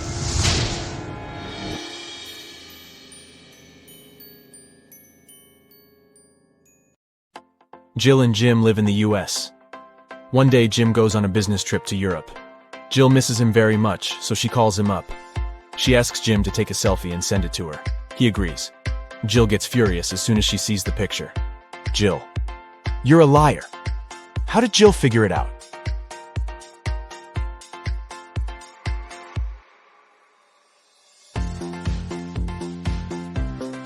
Europe and the US are in different time zones. But in Jim's photo, it's noon. That's American time. He never left the country. Can you find a zombie in this picture?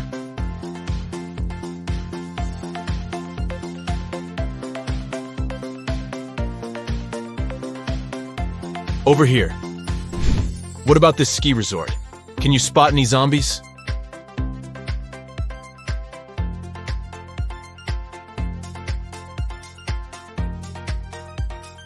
Hello? And now let's see if you can find a zombie in this amusement park.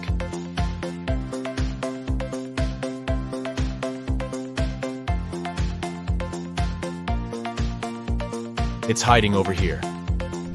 The biggest bank in town was robbed last night. The local police investigate this case and find 2 suspects.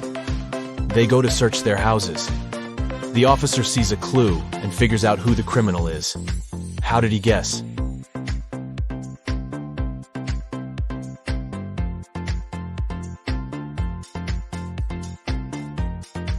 Let's take a look at the walls. There's the same picture in both houses. But this one is hanging upside down. There's probably a stash behind it. Busted. A teacher has 21 colored pencils. 7 red, 7 yellow, and 7 blue. She needs to divide them into 2 piles so that one pile would have 3 times fewer red pencils than the second one. And the second pile should have 2 times fewer yellow pencils compared to the first pile. How many blue pens would be in each pile?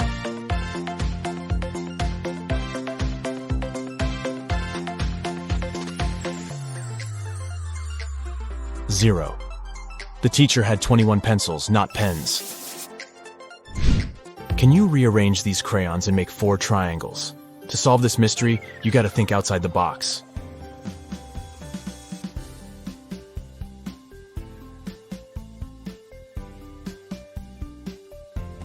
Here's the correct answer.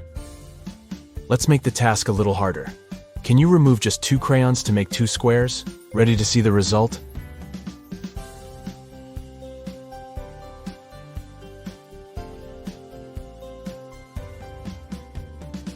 There you go. Donna goes to a supermarket and spots something weird. 2 of these women are pregnant, but one of them just stole a watermelon. Can you guess who?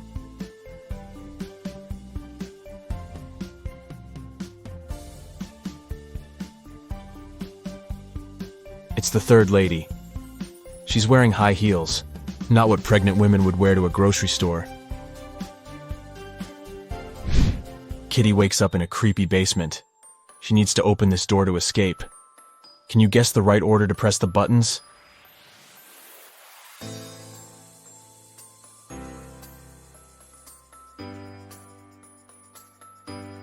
Kitty needs to make the word unlock from the first letters of each emoji. Therefore, she should press the buttons in the following order: unicorn, nose, lobster, onion, cactus, kiss, and voila! Today is Cassie's birthday. She brings a cake to work to celebrate with her colleagues, Stan, Gemma, and Rosie. Cassie unpacks the cake in the office kitchen. Suddenly, Granny calls, and Cassie goes outside to talk to her. After a while, Cassie returns and finds her precious birthday cake on the floor. She questions everyone. Stan says, "I was sending an important email, so I didn't look at the kitchen. But I think it was Gemma. She's just pretending to be your friend." Gemma says, "I went to the toilet to wash my hands. When I returned, the cake was already on the floor." And Rosie says, "I don't know what happened. I went to the opposite side of the room to turn on the coffee machine. I made cappuccino for everyone." Who's lying?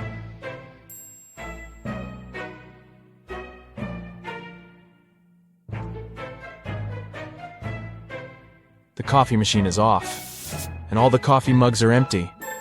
Therefore, Rosie lied. She was busy doing something else while Cassie was away. Detective Bold is having lunch at his favorite cafe. He looks through the window and sees his neighbor Zelda rushing home. They both live next to the cafe. Suddenly, Zelda runs back and approaches the detective. Zelda: "Please help me. My apartment was robbed while I was out. I didn't touch anything. I just ran here right away to find you." Detective Bold goes to see the crime scene. He looks around and says, "Stop fooling around, Zelda. There was no robbery." How did he know?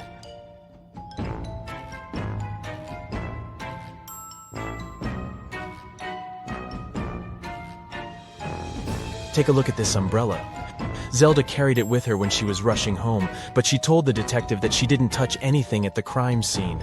She just threw her stuff around the room to make it look like a robbery. Take a look at this fancy group of people. One of them is a real vampire. Can you guess who?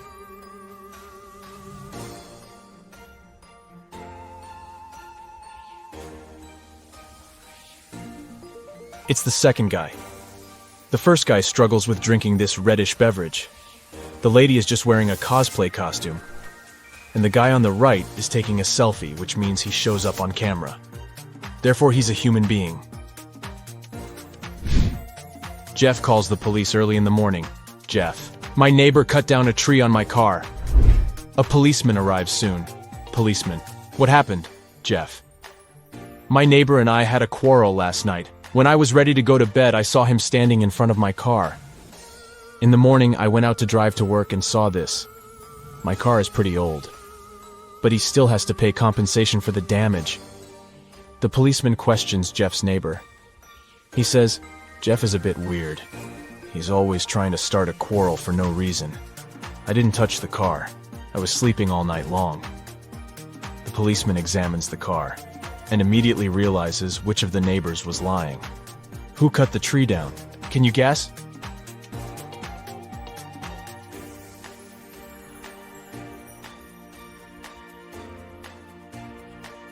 Jeff.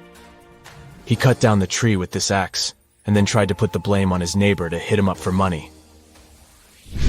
Mike is an astronaut. His team consists of 2 other people. They're twins, Rob and Bob. They go to Mars for a month to study the local life forms. Time flies by quickly, and today they have to return to Earth. Mike goes to say hi to his little crew, but he finds 6 identical people in the spaceship. Mike realizes that the Martians can take any shape. Whom should he take back to Earth?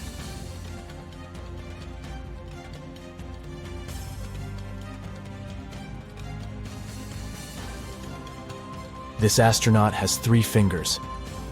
This guy's hair color is different. This imposter has forgotten to put on human ears. And this guy has different eye color. So the real Bob and Rob are over here. What's wrong here?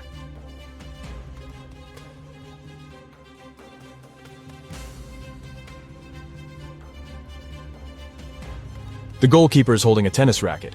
Also, why do they need 2 hockey pucks? Shelley downloads a dating app hoping to find new love. She likes several guys. They begin to chat and share some selfies. All 3 guys claim to be single and living alone, but only one of them is telling the truth. Can you guess who?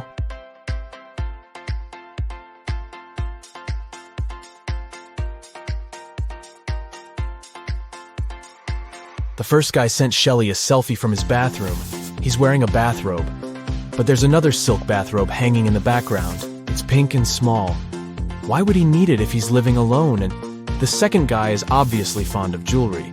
He's wearing a ring on each finger, including the ring finger. So he's probably married. Only the third guy is telling the truth.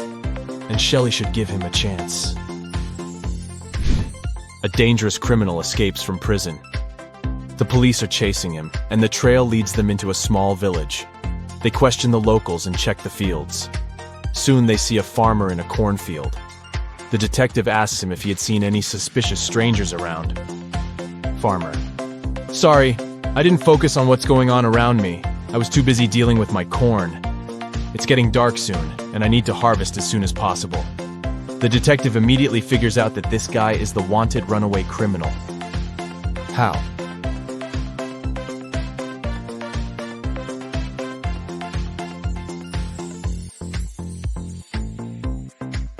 Corn is not harvested like this, so he can't be a real farmer.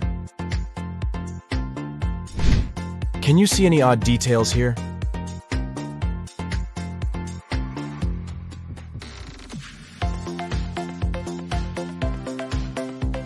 The phone is unplugged, and the laptop is missing a keyboard. Can you spot anything odd?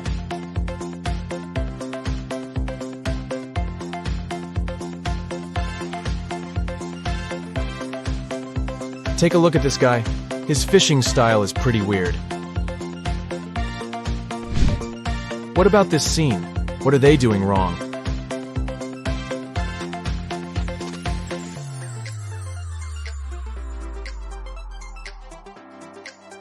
This lady is skating on the pavement. Daniel and Cherry have been talking on the phone for a while. Today, they decided to go for a coffee. This is the first time they're going to meet in person. And they haven't seen any pictures of each other. Cherry texts Daniel, "I will wear a pair of pink hair clips." When Daniel arrives at the coffee shop, he sees 3 ladies, and surprisingly, all of them are wearing pink hair clips. Can you help Daniel find his date?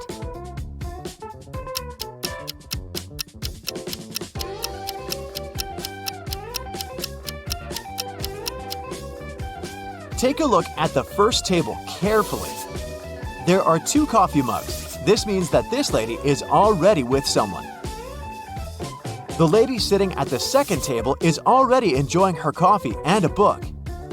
Clearly, she's not here for a date. And the third lady is wearing a beautiful dress and her table is empty. Therefore, she's Cherry. Cherry's ex-boyfriend, Drake, is a powerful magician. He doesn't want to let her go, so he kidnaps Cherry and locks her on top of a high tower, with only 1 window and no doors at all. Also, Drake sets a magic fire around the tower for extra protection and leaves. Cherry realizes that she has little time to escape. She looks around and sees 3 magic potions. The bottles are labeled.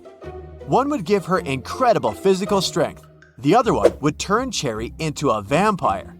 And the third one would let her summon any animal. Which potion should she use?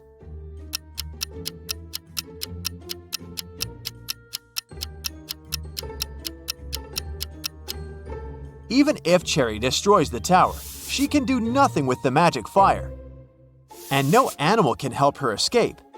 But if she becomes a vampire, she'll be able to turn into a bat and fly away. Cherry escapes and finds herself in an enchanted forest.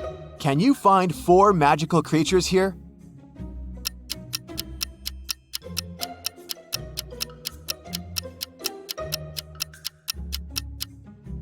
Take a look at this cave. There's a troll hiding inside. Also, there are 2 pixies sitting on the flowers. And this tree is a wood goblin. Cherry goes ahead and finds a road sign. There are 3 routes leading to the nearest village. An immortal fire-breathing dragon is guarding the first path. The second route lies through the lands of a witch. She hates men and turns every guy who dares to enter her land into a stone statue. And the third path is a habitat for leopards. Can you help Cherry choose the best route?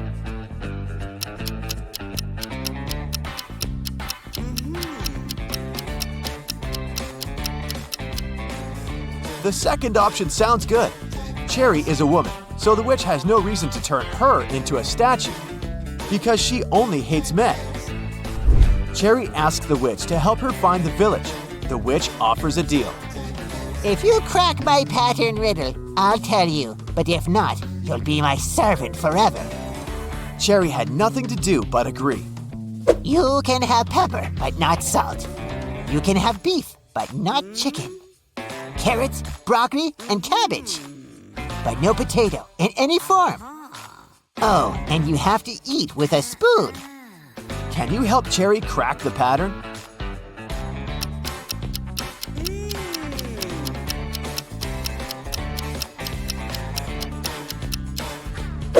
She's only allowed items containing 2 of the same letters in a row. The witch helps Cherry find a road. 3 drivers stop and offer a ride to the village. Can you help Cherry choose the safest option?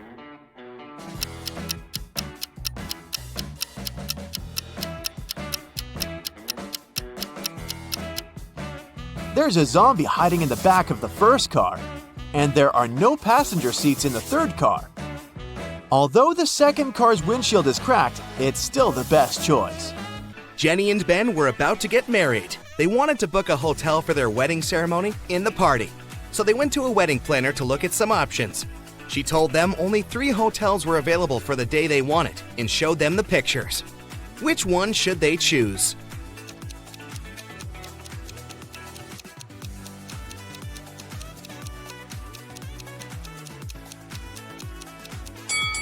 Take a closer look at the 3rd floor windows of the first hotel. In the last window on the right, there's a creepy shadow of a monster that appears and disappears. 5 stars or not, no one would like to get married in a haunted place unless they're an Addams Family member. In the 3rd hotel, only has 2 stars. It probably doesn't have the facilities to host a wedding, so the best choice is the 2nd hotel. Great choice, the wedding planner said, and you're in luck because they actually have a great discount offer. If you can answer this riddle correctly, you won't have to pay for the ballroom rental. Here it is. Those who have it, do not say it. Those who take it, do not know it. Those who know it, do not want it. What is it? Do you know the answer?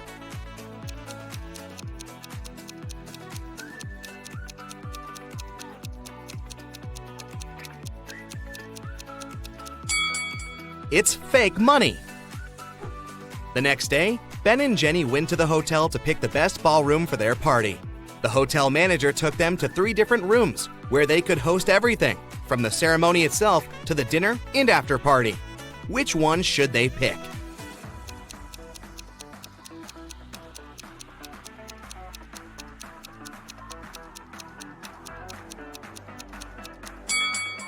Do you see a little mouse hole in the corner of the first ballroom? The couple wouldn't want such uninvited guests at their party. As for the second ballroom, the chandelier looks like it might fall down any minute. Not the safest option, so they should pick the 3rd ballroom. It was time for Ben and Jenny to pick the wedding menu. Since they were not paying for the venue, they wanted to spare no expense in serving food that the guests would never forget. That's why they called 3 different Michelin star chefs. Each of them prepared a different dish and presented them for a tasting. Which chef, and therefore which dish, should they go for?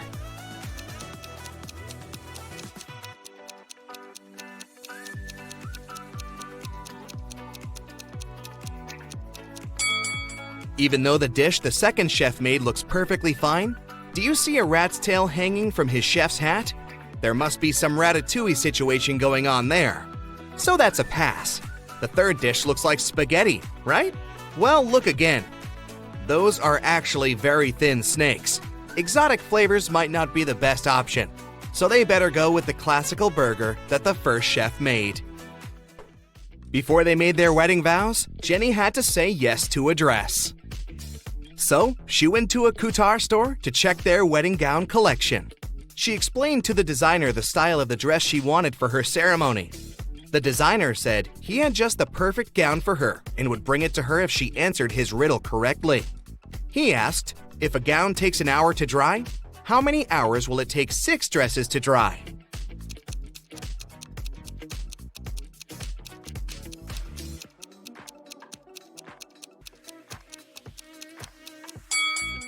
It'll still take 1 hour because they'll all dry at the same time. Ben had one last item to buy on his wedding shopping list, and it was what fastens 2 people yet touches only one. Can you figure out what it is?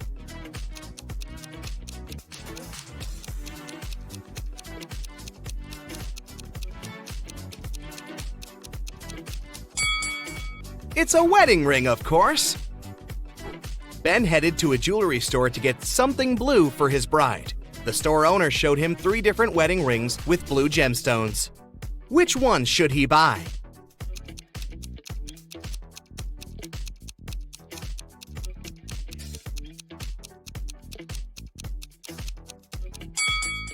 The second ring has an engraving inside, so it must have belonged to someone else before.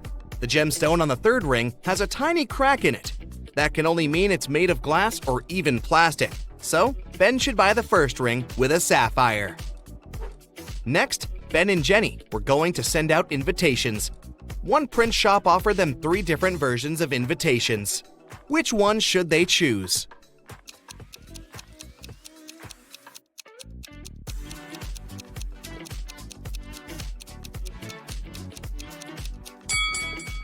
Do you remember the name of the hotel they booked? It was Sunrise Lodge, but the first invitation says Sunset Lodge. So this one won't do. And on the third invitation, their names are printed as Benny and Jen. That's not our couple, so they should choose the second invitation. Before the wedding, 3 of their friends paid them a visit. One of them brought a painting as a wedding gift, but all 3 claimed that they were the artist who had created it. 2 of them must be lying. Can you figure out who the actual artist is?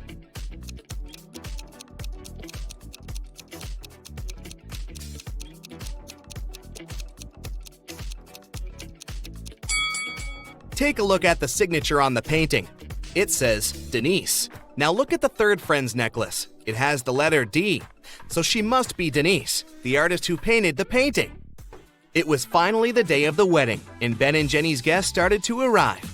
However, the hotel security spotted 3 suspicious-looking people who could be uninvited. Take a look at these 3 guys. Can you tell which one is not supposed to be at the wedding?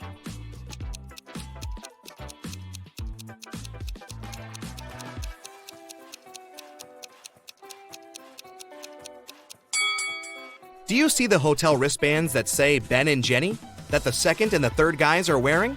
That can only mean they are actually invited. So it's the first guy who's crushing the wedding. Sorry, dude, no free drinks for you. After the vows were exchanged, it was time to party. As Ben and Jenny were dancing, someone spilled their drink on Jenny's dress, but no one saw who it was. Jenny spotted 3 people who could have done it. Take a look at them. Can you tell who ruined her dress?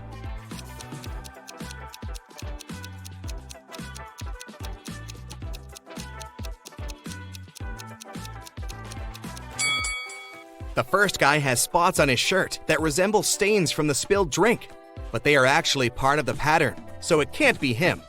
The third lady looks clean, but the hem of the second lady's skirt looks dirty, so it must be her who did it. After the ceremony ended, Ben and Jenny wanted to take a photo to capture the moment forever. But take a look at it. There's something strange about it. Can you spot what it is?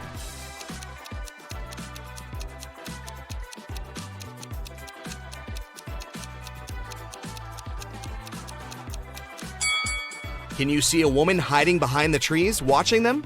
She is wearing a witch hat, but it's a wedding ceremony and not a costume party. Creepy.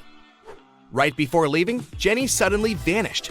Then the witch suddenly appeared in front of Ben and said, "You may only kiss the bride if you figure out with whom you really tied the knot. Ha ha!" Then two Jennies appeared in front of Ben. Can you tell which one is his real wife?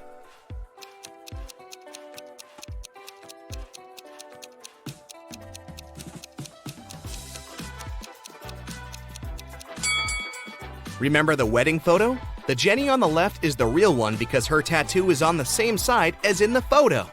Now that Ben and Jenny's wedding was over, phew, it was time for them to pick a honeymoon destination. They went to a travel agency to book a tour. The travel agent offered them 3 different holiday destinations: Ibiza, Cannes, in the Caribbeans. Which one should they go to?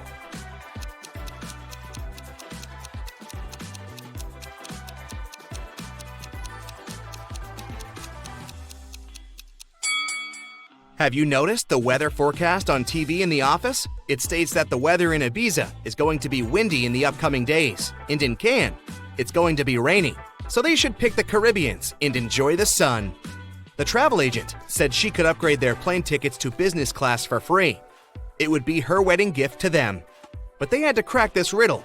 What can travel around the world while staying in a corner?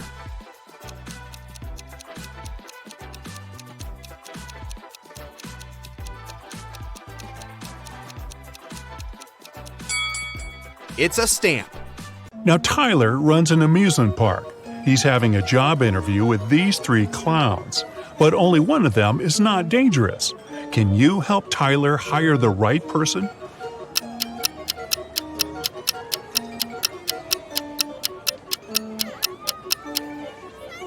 The first clown doesn't cast a shadow, so he's probably a ghost. And the third clown is stealing money from the second clown's pocket, so he's a thief. Therefore, Tyler should hire the second clown. Peter and Holly are having their first date in the amusement park. They decide to ride the Tunnel of Love. At some point, it gets pretty dark inside the tunnel, and after the ride, Peter finds out that his wallet is gone. Tyler calls the police and questions 3 customers from nearby swan boats. Bella says, "I'm sorry, I filmed a video on my phone. I didn't look around." Tim says, "No way, bro, my wallet is gone too." And Lisa replies, "In the dark, I felt someone touching my bag. I pushed the attacker away." Can you spot the thief?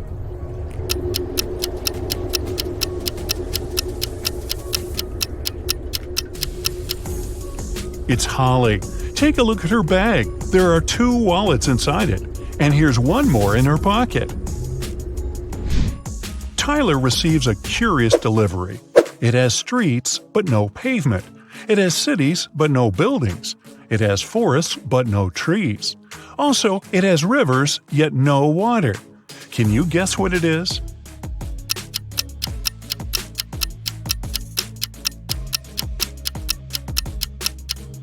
It's a map. There are 3 bakeries in the park. Wendy has exactly $100 and she needs to buy 100 cupcakes. She must spend the money entirely. Also, Wendy must buy at least 1 cupcake from each bakery. The first shop is selling each cupcake at 5 cents. The second one is selling them at $1, and the third at $5. How many cupcakes should Wendy buy from each bakery?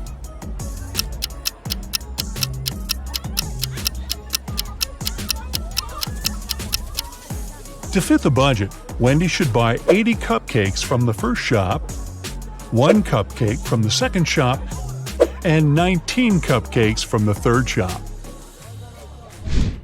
Brian decides to take a ride on the Ferris wheel. On his way up, someone suddenly throws ice cream right in his face. When the trip is over, he interviews 3 suspects. Zoe says, "I don't eat ice cream. I'm on a sugar-free diet." Peter says, "I didn't see anything, bro. I'm terrified of heights, so I kept my eyes closed the whole ride." And Fred says, "Sorry, I was streaming a video, so I didn't look around." Who is lying?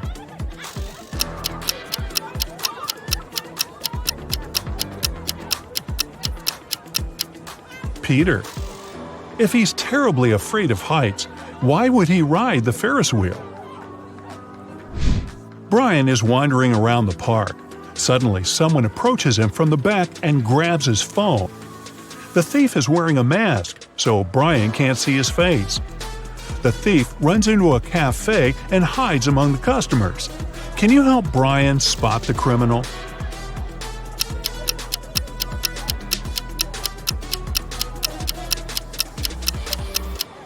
It's this woman. She's hiding Brian's wallet in the menu. Tyler is walking down the street after a long workday. Suddenly, he pushes this lady. Can you guess why?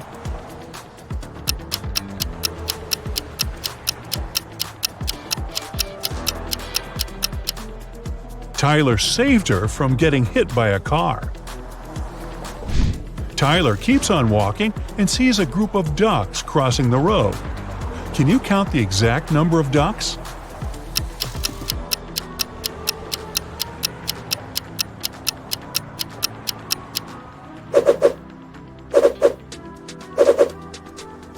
$16. Tyler enters a jewelry shop where his girlfriend Mary works as a saleswoman. Unfortunately, he finds her unconscious on the floor. He calls doctors immediately. They figure out that Mary was poisoned. Tyler questions 3 witnesses. The cleaning lady says, "I was cleaning silver jewelry in the storage room." The guard said, "I was having a lunch break outdoors and talking with my friend." And the boss says, "I had a business meeting in another part of the city." Can you help Tyler figure out who poisoned Mary?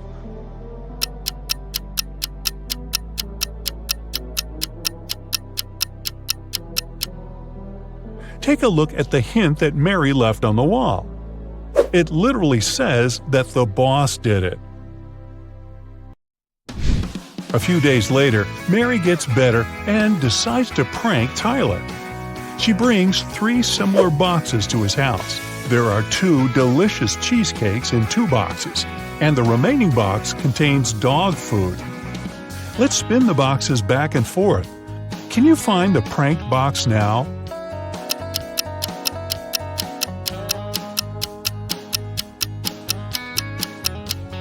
Aha! The second one.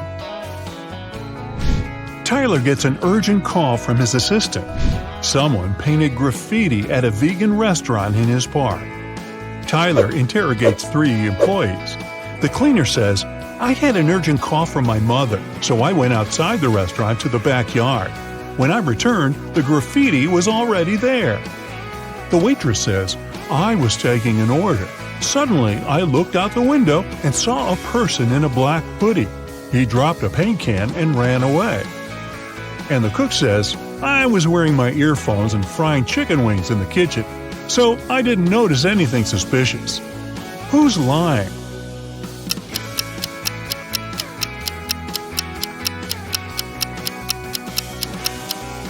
The cook. It's a vegan restaurant. Why would he fry chicken wings? After getting exposed, the cook pushes Tyler away and escapes from the restaurant. Tyler follows him. The cook hides in a carnival tent. He puts on a costume to blend in with the crowd. Can you help Tyler find him?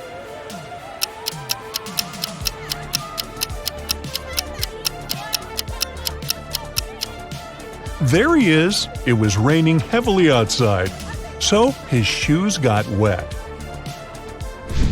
Tyler is walking around the park and spots 4 weird details. Can you see them too?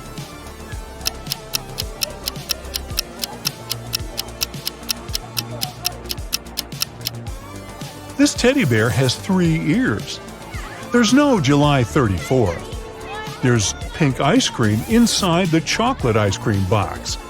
And this old lady is carrying a crocodile in a stroller. There are 3 fortune tellers working in the amusement park: Zelda, Salma, and Freya. One of them is an imposter. Can you decide who?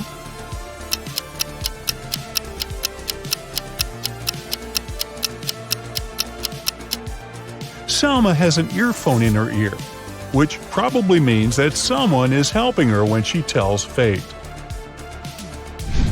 Later that night, Tyler finds Zelda lying unconscious at her workplace. There's a weird note in her hand. Tyler calls the doctors and the police. He also finds out that Zelda had only 5 customers that night: Alex, Rick, Emma, Rose, and Zoe. Can you figure out who's guilty?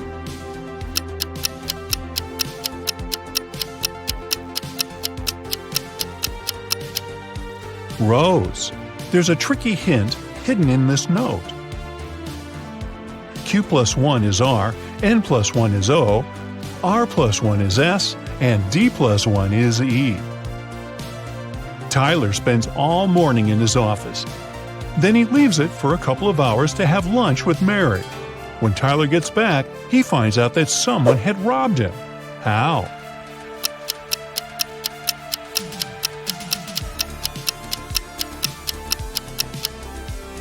These 6 items are missing. Tyler is checking out these clowns' makeup before their performance. Can you spot the odd one out?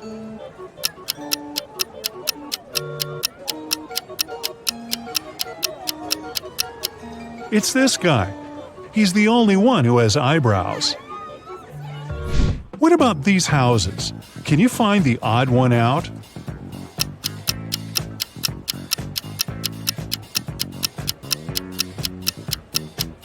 Yup, it's this one.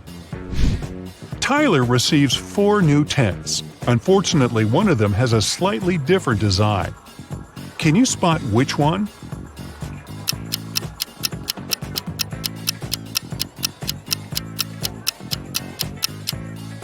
The second tent doesn't belong here. Tyler wants to improve the scary tunnel, so he gathers all actors playing ghosts and monsters for a brief team building. But there are real monsters and ghosts among Tyler's employees. Can you spot them?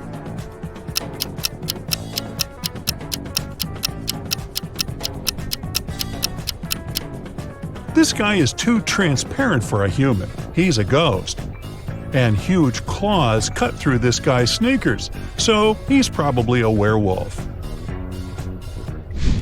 Tyler wins a cute teddy bear for Mary. They get distracted for a second and then see that the toy is gone. They look around and find 3 suspects. Can you guess who is a thief?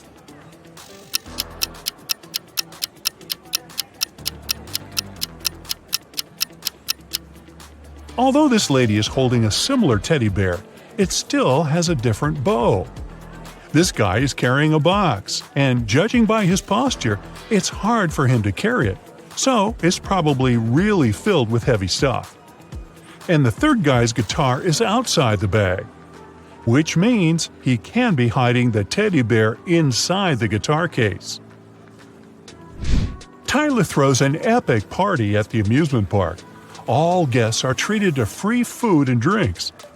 In the middle of the party, all the guests begin to fall asleep right on the dance floor. The next day, doctors check all the food and drinks from the party, and everything is perfectly fine. Can you guess what happened here?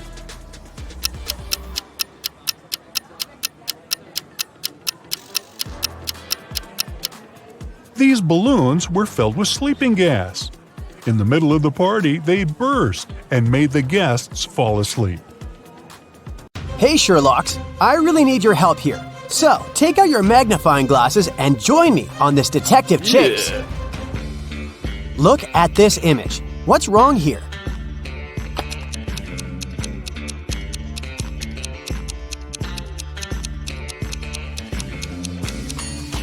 These guys seem to be playing tennis, but they're using a tiny football.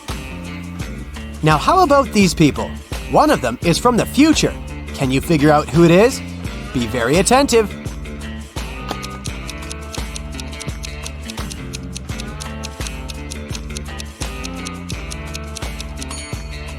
Right, it's this guy. He's got a smartphone in his pocket. This looks like a regular picnic in the park, but one of these people is a time traveler. Who is it?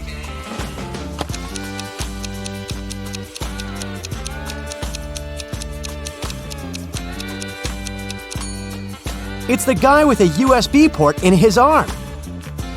A sailor has a piece of fabric that is 16 feet long. He cuts 2 feet of this fabric per day. How many days will he need to cut the whole cloth?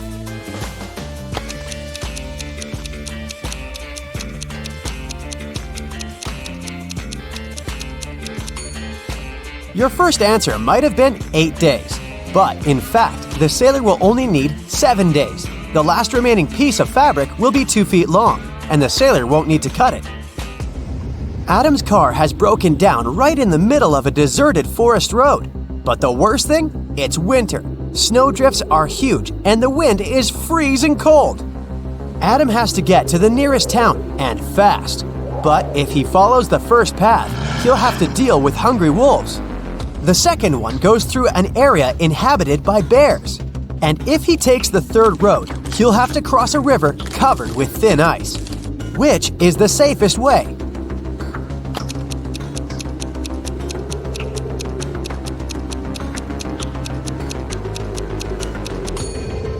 Adam should sneak through the bear's territory. These animals sleep in winter. Look at this picture. Which cage, in your opinion, is the safest?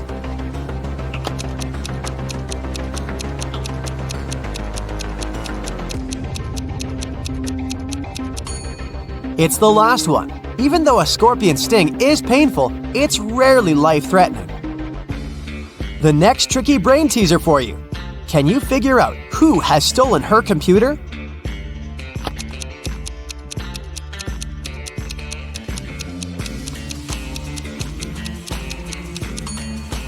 It's definitely the girl on the right.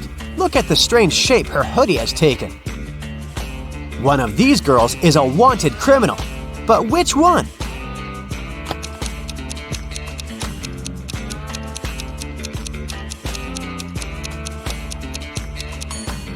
It's the one with dark hair. She has the same mole as the girl in the photo.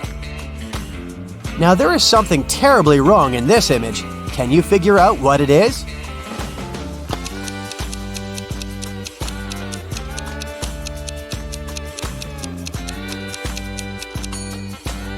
Look at that snowdrift near the cactus on the right. It's a desert. What is a snowdrift doing there? Look at these people and try to figure out who will divorce soon.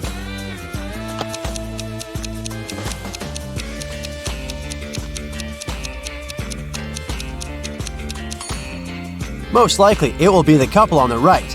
Have you noticed that the woman has secretly given a note with her phone number to the bartender? After a natural disaster, there was a blackout in Sam's town. Some criminals used darkness to kidnap the guy for ransom. The building where he was kept had 3 doors. Sam could use one of them to escape. But the first door hid a trap that would crush anyone as soon as they entered. Behind the second door, there were chainsaws that could cut anything into pieces in no time. The flesh-eating acid was bubbling behind the third door. Which door should Sam choose?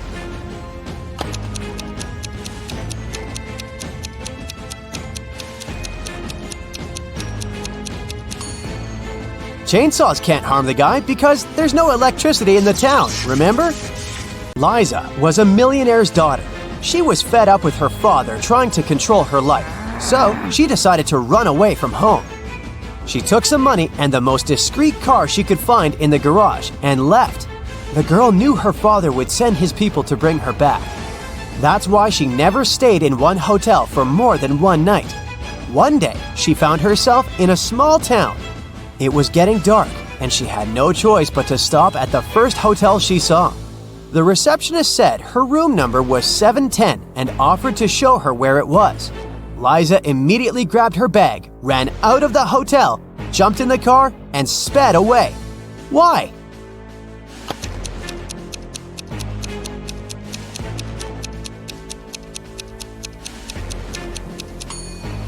The first digit of a hotel room number usually means the floor it's on. Room 710 is supposed to be on the 7th floor. But the hotel has only 2 floors. This must be a trap. A tourist who didn't speak English came up to the ticket counter at a New York subway station. One ticket cost 50 cents, and the man handed the ticketing clerk $1. The woman gave the tourist 2 tickets without even asking how many he needed. How did she know?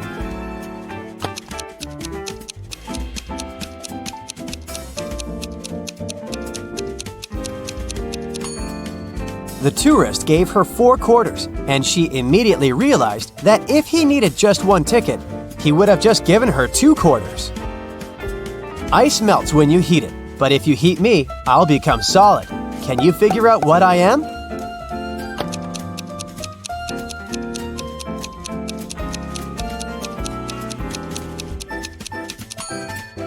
I'm an egg. I'm weightless, but you can see me. And if you put me in a water bottle, it will become much lighter. What am I?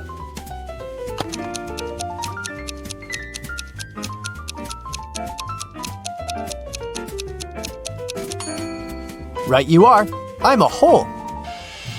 After having had a fight with a powerful wizard, Louisa found herself trapped in a medieval castle, far away from civilization. She couldn't escape. Jumping out of the window was out of the question because it was too high above the ground. And the only tree growing next to that window wasn't sturdy enough for the girl to use it to climb down. At the same time, in the room where Louisa was locked, there were 3 doors. One of them could lead the girl to freedom, but behind the first door, a fire was raging.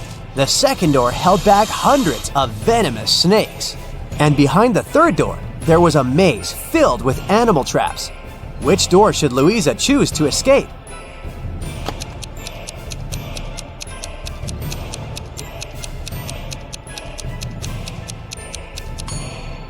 Louisa should break off a tree branch, turn it into a torch by lighting it in the first room, and then going through the maze. It won't be dark anymore, and the girl will easily avoid the traps. Now, your task is to crack a few rebus puzzles. Be very attentive and try to think outside the box. What does this mean?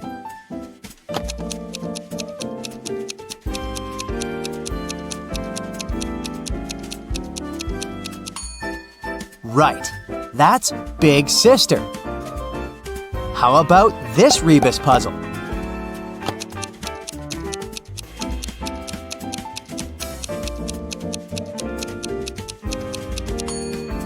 The correct answer is right between the eyes. Look at this one.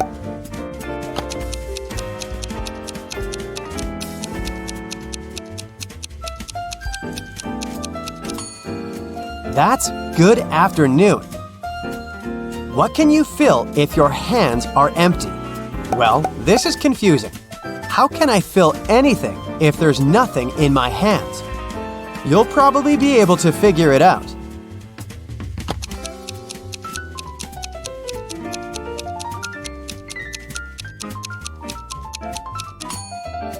And the correct answer is gloves, or mittens if that's what you prefer.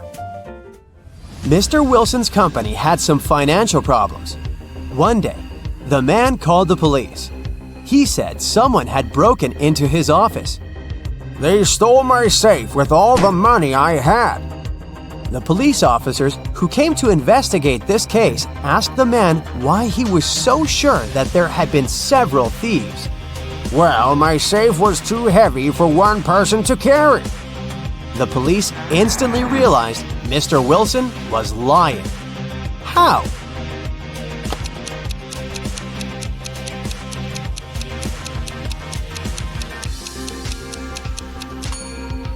If the safe had been indeed so heavy, it would have left some dents on the carpet, but the floor covering is perfectly smooth.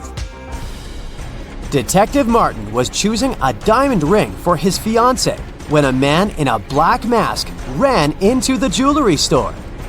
He made all the visitors lie on the floor and took the most expensive jewelry and money. After that, Detective Martin saw the man get on a red motorbike and speed away. The detective jumped into his car and set off on a chase.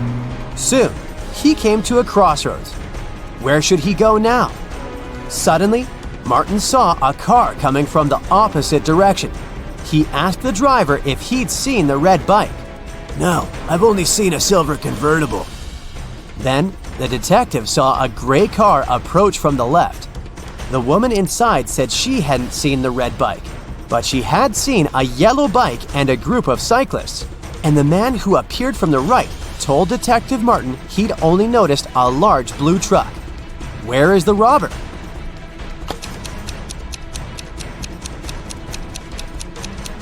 Yeah.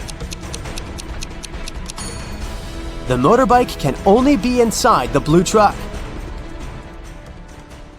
Selma is a witch. One day, she returns home and finds out that the most powerful magic book from her library is missing. The thief left a note with the following letters. Can you guess what this message means?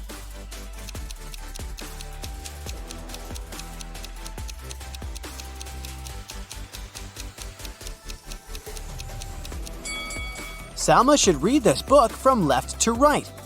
This way, the message reads like, "Your book is in a swamp cabin. Come at midnight and pick it up." Selma calls her sister Alma, and they go to the swamp cabin together. The house is empty, so they decide to explore the attic.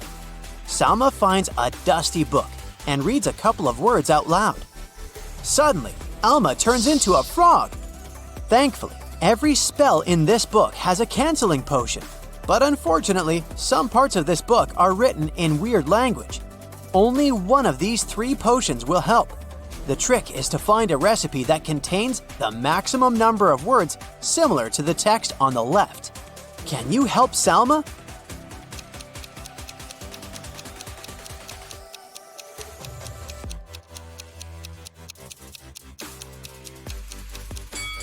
Take a look at the first recipe. It has 2 matching words.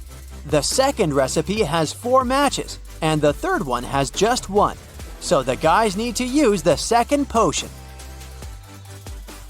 Thankfully, Alma turns back into a human. The sisters keep on exploring the cabin. Can you spot which emoji is absent in this location?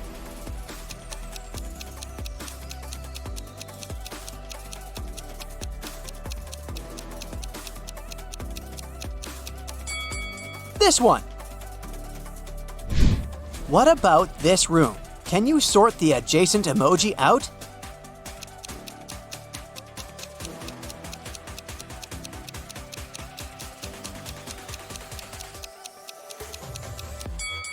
The fourth emoji doesn't belong here. Suddenly, a wicked wizard arrives at the cabin and says, Hello, Selma. I'm ready to return your book if you manage to solve my riddle. When do we see 2 but call 10 instead?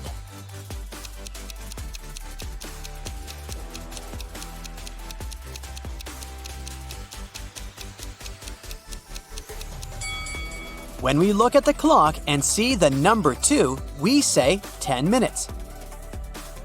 The wicked wizard returns the book to Selma and says, There are 3 ways out of the swamp, but only one of them is safe. There are venomous spiders crawling around the first route. A couple of werewolves are hanging out on the second route. And the third route is full of magic traps, hidden in unknown places. Good luck! Which way is more or less safe?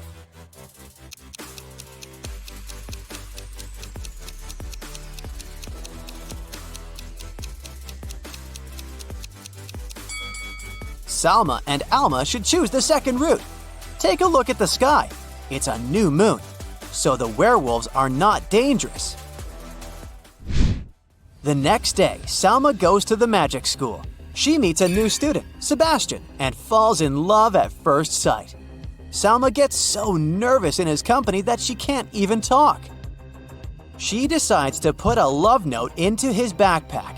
Now her task is to remember which backpack belongs to Sebastian. Here's what she remembers for sure. If it's red, it doesn't have any buttons. If it's blue, it doesn't have a handle. Also, it's not standing next to the last backpack in line. Can you help Salma find Sebastian's backpack?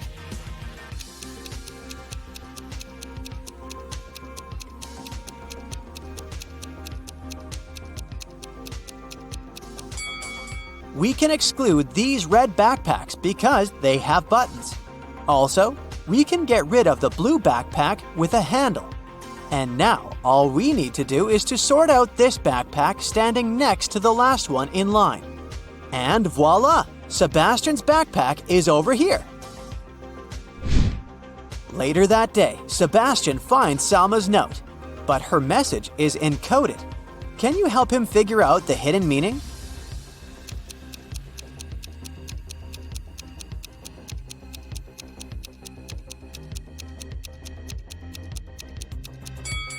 Too good for me. Meanwhile, Salma returns from school and goes to take a bubble bath. Can you spot what's wrong in this bathroom?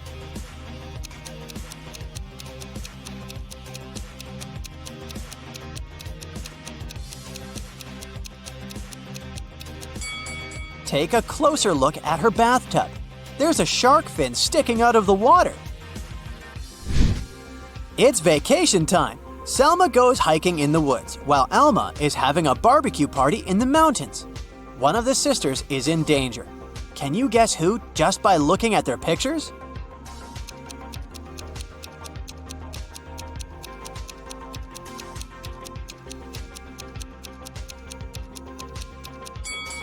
Although Alma's tent is dirty and old, it's still pretty useful. Meanwhile, Alma is making a barbecue right next to a jar of gasoline, so she's in more danger. It starts raining. Selma decides to leave the forest and check into the local hotel. The manager says, Welcome. We only have 4 empty rooms left. You can check them out and choose. Can you help Selma make the best choice?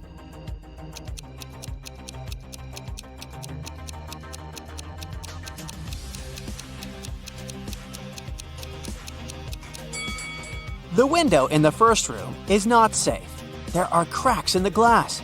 Something alive is moving under the bed sheets in the third room. And the fourth room has a haunted mirror. So, Salma should choose the second room.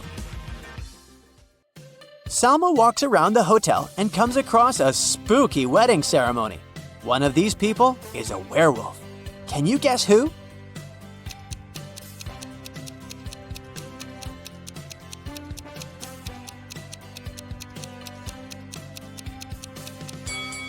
It's the groom. Take a closer look at his outfit. It's hiding a wolf tail. The hotel security gets an emergency alert. There's a woman with fake documents among the hotel guests. The guard finds 3 suspects.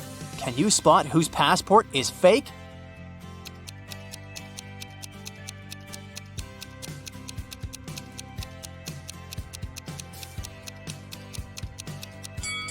No matter what person a country is from, no passport can have a photo with a sunny beach in the background.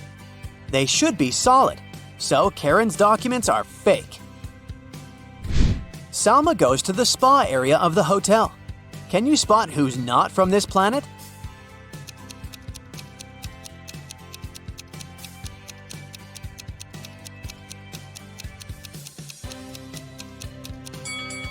These 2 ladies seem completely fine, but there's a bandage on this lady's arm. It's unlikely that a human being would choose to go to a sauna if they had cuts or scratches. Someone broke an old cursed statue in the local museum. Anyone who comes into contact with the fragments of the statue gets a green rash. The manager invites Salma to investigate this mysterious case. She finds 4 suspects and questions them. Drake says, "Lady, I didn't even see the sculpture. I only came here to use the toilet." Morgana says, "I wanted to see this particular piece, but unfortunately, I arrived here too late.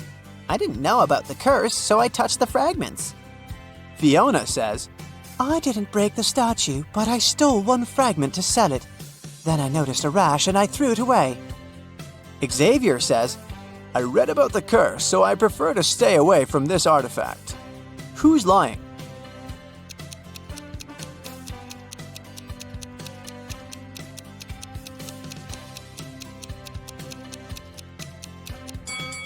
It's okay for Morgana and Fiona to have a rash. They both touched the cursed sculpture.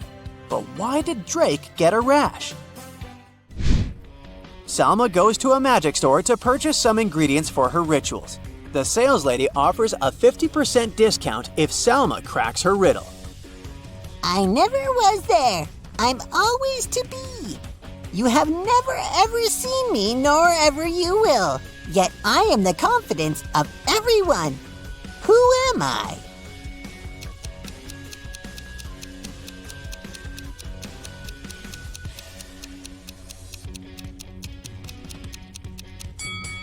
The correct answer is future. Salma invites a couple of friends for dinner. Someone suggests playing cards, but for some reason, Salma is facing bad luck all night. Can you guess why she's losing?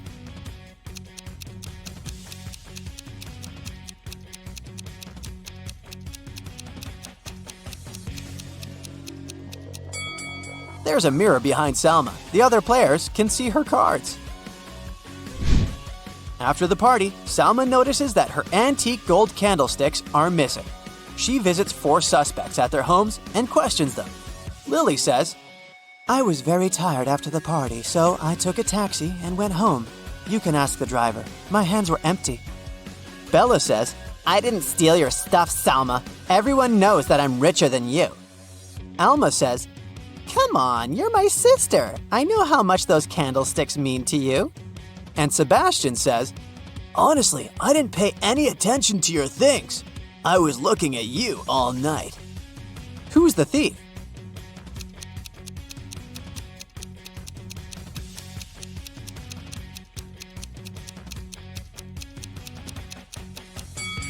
Bella's dog is digging the ground in her backyard. Take a closer look and you'll notice Salma's candlestick sticking out of the ground. Busted! Sarah accidentally pulled a lever in a science lab and set free a group of mutant zombies. The 4 humans left in the lab needed to escape before the zombies caught up. To do so, they needed to cross an old rope bridge hanging over a massive gorge. According to the professor's calculations, the zombies would catch up with the lab team in 17 minutes. They needed to get everyone across the bridge before that. Sarah was the fastest one in the group. She could cross the bridge in 1 minute. The lab assistant, Dawn, could cross it in 2 minutes. But the janitor and the professor were way slower. The first needed 5 minutes, and the second needed 10 minutes to get to the other side.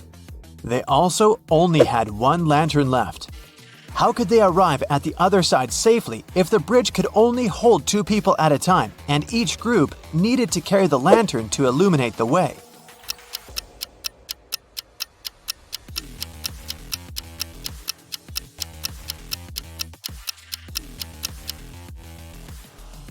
Here's how it works. Sarah and Dawn cross the bridge first, carrying the lantern. It takes them 2 minutes. Sarah, the quickest, runs back with the lantern. Then, the professor and the janitor cross the bridge together. It takes them 10 minutes. In total, it takes 13 minutes.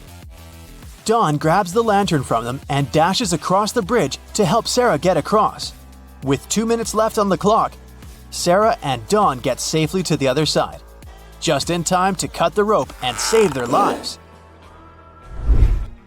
Helena finally got herself a new guitar. She wanted to start playing it right away, but she had to go to school. She locked the instrument in her room and left. When she got home that evening, the guitar was gone. She knew it must have been one of her family members, as they were always playing pranks on each other. So she questioned each of them. Helena's mother said she hadn't even seen the guitar the girl had bought. Her dad said he'd seen it when he'd passed by Helena's room, but swore he hadn't done anything to it. Her brother said he hadn't gone upstairs the whole day, so he hadn't seen the guitar either. Helena solved the mystery right away. Can you figure it out?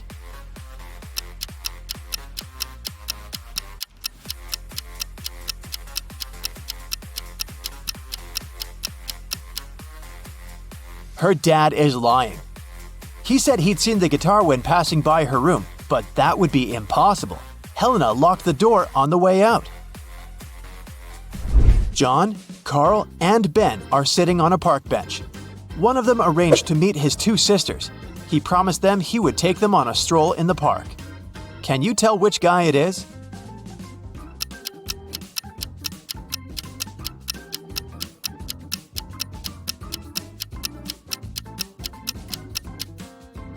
It's Ben. Look at his wrist. He's wearing two bracelets, probably made by his younger sisters.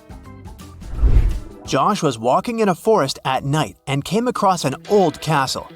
He was curious, so he found a way to sneak in and started walking down a corridor. Pretty soon, he met three cloaked figures. When Josh asked them who they were, they said they were two werewolves and one vampire. The trio told Josh that he had made a bad choice coming inside the castle. They said they wouldn't leave him unless Josh outsmarted them. Josh had to guess who the vampire was. According to the rules, he was only allowed to ask each of them the same question, and the question couldn't be, "Are you a vampire?" After a few minutes of thinking, Josh asked, "What's your eye color?" He guessed who the vampire was and was allowed to leave the castle. Why did he ask that? And how did that question help him?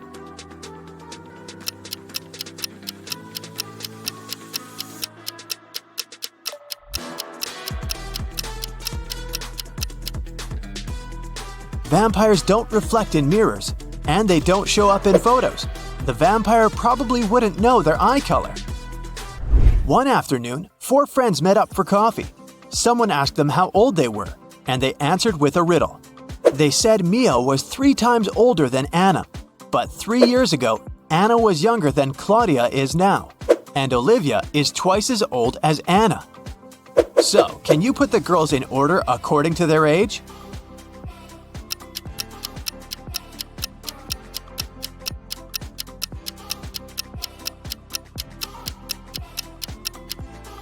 The correct order is Mia, Olivia, Anna, and Claudia.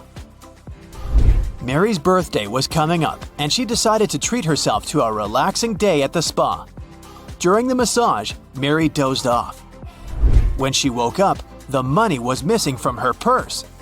There were 3 suspects. The cashier, Erica, claimed that she'd been having lunch at the back. Catherine, the masseuse, said, "I went to the back of the store to get some extra oil." Monica, a customer, said she hadn't seen anything and had just been waiting for her turn. What do you say, Sherlock? Who did it?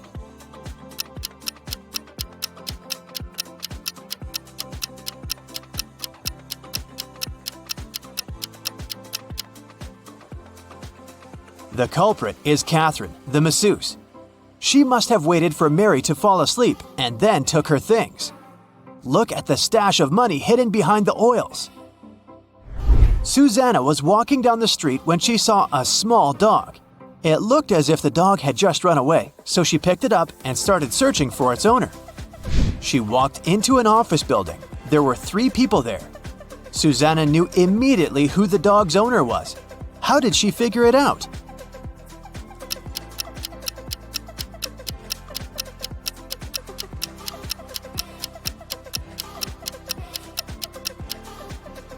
Look at the guy in the middle.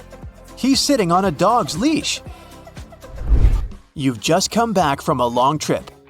You had to get a new suitcase to store all the things you bought.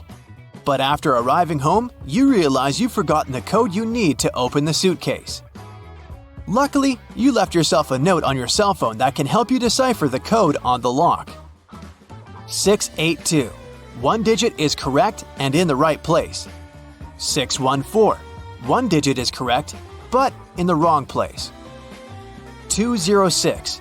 2 digits are correct, but in the wrong place. 768. All digits are wrong. 380. 1 digit is right, but in the wrong place. What's the 3-digit code?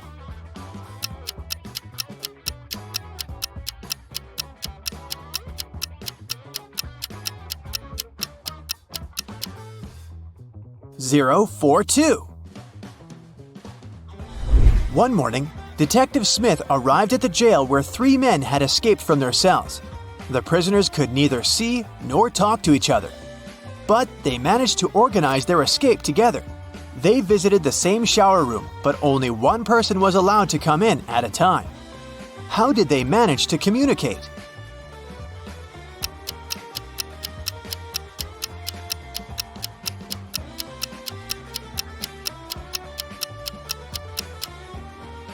They wrote messages to one another on the bathroom mirror, used the steam to read them, and planned their escape together. On a Sunday morning, 7 friends went to the mall. Esme, Evelyn, and Elise grabbed a cup of coffee each, while Ava, Ella, and Emma decided to drink some refreshing soda. Can you figure out if Esther chose to drink coffee or soda?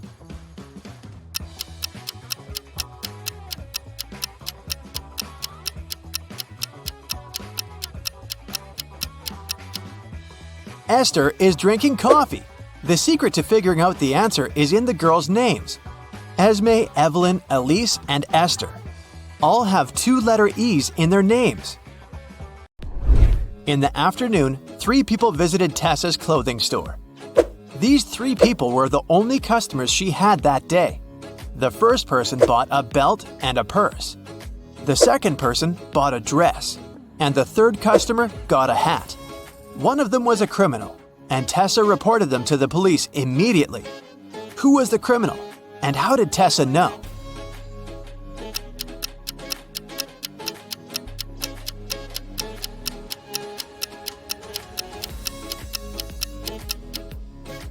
The third person gave her a $1,000 bill, but such bills don't exist. At 11 a.m., Amy got a call from her boss, Tom. He was in distress because a very important document had disappeared from his office. It had been on the desk the evening before, but nowhere to be found in the morning. Amy immediately went there to question the employees. She soon had 3 suspects. Elijah said he had spent the previous evening in the movies. Mason took his girlfriend to dinner.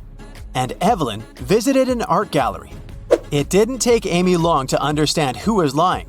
Can you figure it out?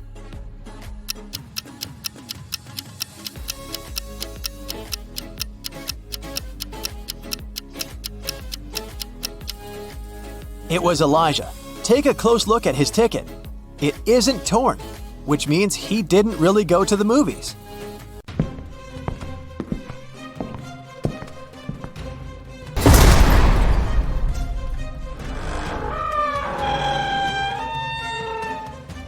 Hey Sherlock, I've got a job for you. Are you ready to polish your analytical skills? Great. Here you go. Yeah. Once Lily, a real estate agent, was showing a luxurious apartment to a wealthy family. The family liked everything about the apartment, but for one thing. The place had huge floor-to-ceiling windows, and they were worried someone could accidentally break the glass and fall out. Lily really wanted to sell that expensive apartment. That's why she decided to prove that the glass was unbreakable. She ran up to the window and hit it at full speed. The glass indeed didn't break, but Lily fell out of the window and was rushed to a hospital. How could it happen?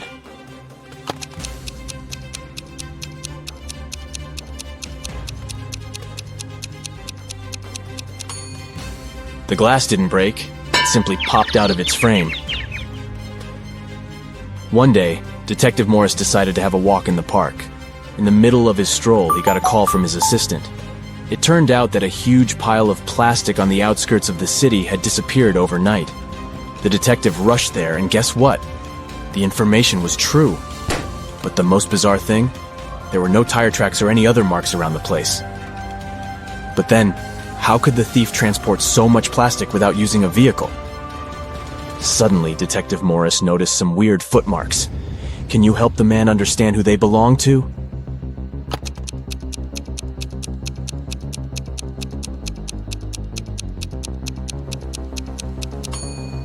Those are definitely not human footprints. They might belong to an animal or some other creature. The case is getting weirder by the minute. Detective Morris was wandering around the city for hours looking for clues. Soon his assistant informed him about the disappearance of yet another pile of plastic. At the crime scene, the detective found the same footmarks. The expert he had asked to examine the photos and samples replied that the footprints didn't match any other in her extensive database. She even suggested that they could belong to an alien. But why would aliens need our plastic? Morris decided to prevent the next crime. He went to the outskirts of the city again and spotted 2 piles of garbage. Look at them attentively. Which one might aliens want to steal?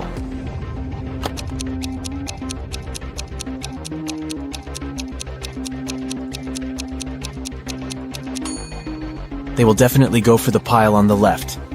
There's too much stuff made of iron in the right pile, but aliens are after plastic, so pile on the left it is. Detective Morris decided to catch the aliens red-handed. In an hour or so, the man noticed a spaceship landing not far from the piles of trash. An alien climbed out of the spaceship and transported the pile that contained plastic into the ship. Detective Morris was shocked, but there was no time for panicking. A small door was open in the side of the spaceship. He sneaked inside. He only had some time to look around when a siren started blaring. Oh no! Are they gonna take off? The man rushed back to the door, but it was already locked. Luckily, Morris noticed a math equation on the door. It looked as if it was made out of matchsticks. 5 + 7 = 2. But the answer was wrong. By trial and error, the detective understood he could only move one matchstick to make the equation correct. How can he do it?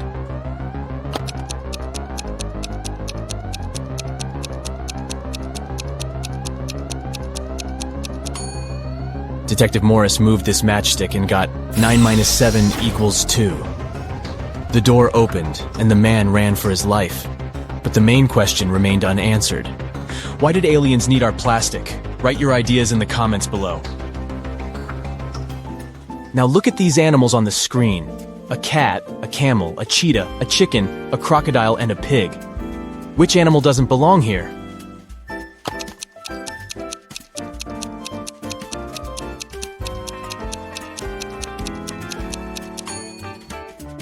The pig is the odd one out. It's the only animal whose name doesn't start with the letter C. Did you get it? Nice job! Look at these 6 glasses.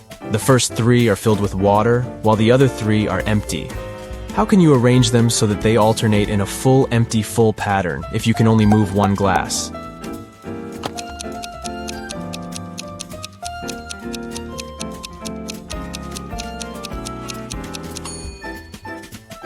Pick up the second glass and pour the water into the 5th one. Here you go. Now you have 7 guests at your birthday party. And your task is to figure out how to divide your very round birthday cake into 8 equal pieces by making only 3 cuts.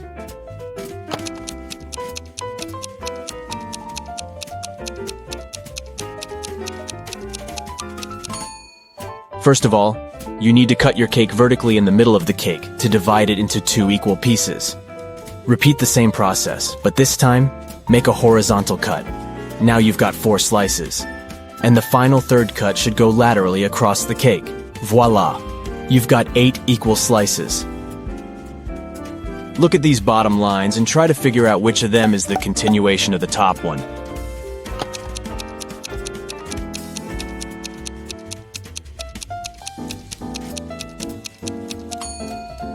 It's this line on the left, see? You've been kidnapped by an insane scientist who's going to test his new protective cream on you. After covering you with this lotion, which you absolutely don't trust, he offers you to choose one of the 3 containers he'll then throw you in. One of the containers is filled with radioactive waste.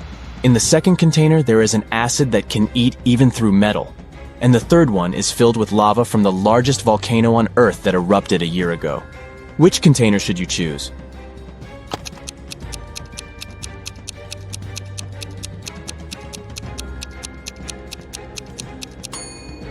Pick the container with lava.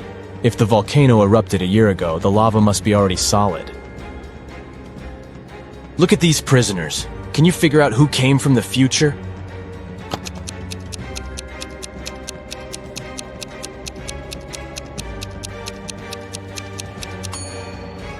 It's the guy in the middle. Unlike the other 2 men who are dressed like people were in the past, he's wearing modern clothes and cool sneakers.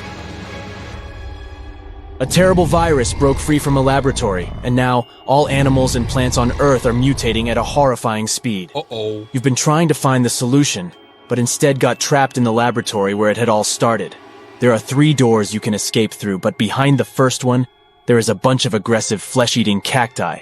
The second door hides hundreds of venomous bees, and the third door prevents an attack of fire-spitting dragon-like monsters. Which door can lead you to freedom?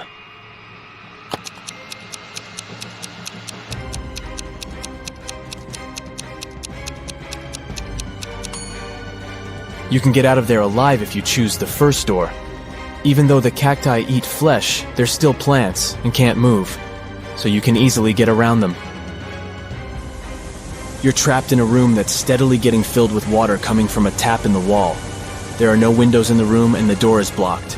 You have a mop and a big bucket. What can you do to survive? Yep, you don't have any options in this riddle, so think of your own way to get out of this situation.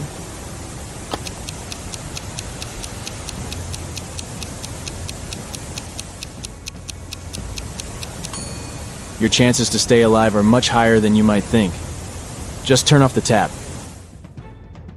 Nathan came to visit his friend Zachary, who worked in a museum.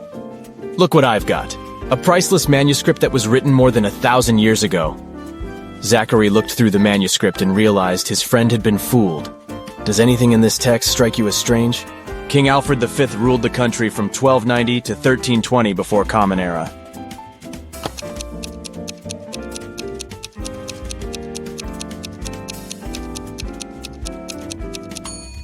If we talk about the dates before the Common Era, they should be in reverse order.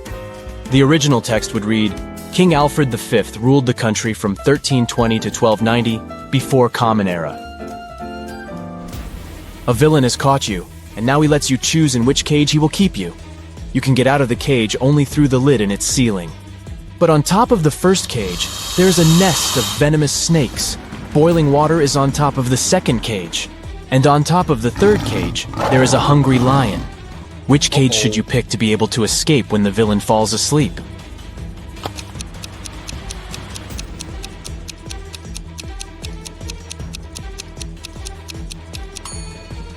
Choose the second cage because the water will eventually evaporate, and you'll get out of the cage without problems. You're locked in a small room without windows and just one door. To get out of there, you need to crack this riddle. 1, 2, 3 equals 5, 3, 2, 1 equals 9, 2, 1, 1 equals 4, 1, 1, 2 equals 3, 1, 3, 2 equals... How fast can you get out of the locked room?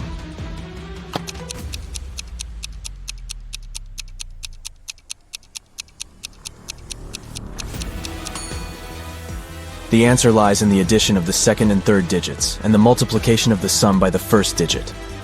Let's take the first equation. 1, 2, 3 equals 5, 2 plus 3 equals 5. 1 times 5 is 5, let's make sure. 3, 2, 1 equals 9. 2 plus 1 equals 3, 3 times 3 is 9.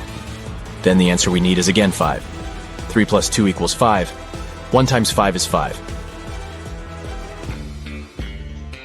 Now, let's check if you can think outside the box. A few rebus puzzles will do the job. Try to figure out this one. Way, progress.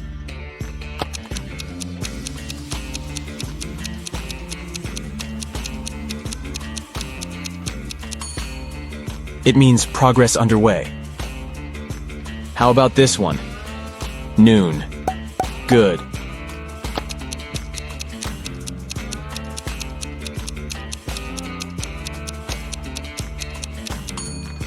It's good afternoon. Pay attention to the arrangement of the letters.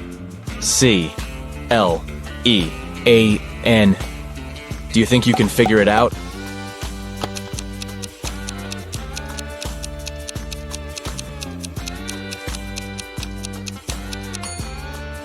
It means clean up.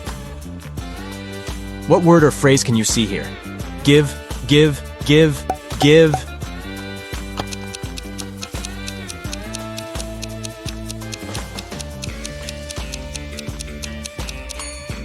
It stands for forgive.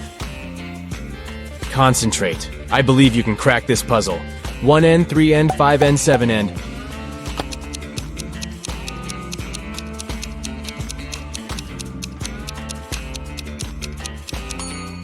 This rebus hides odds and ends. Try to figure out this one. Stay 4NCE.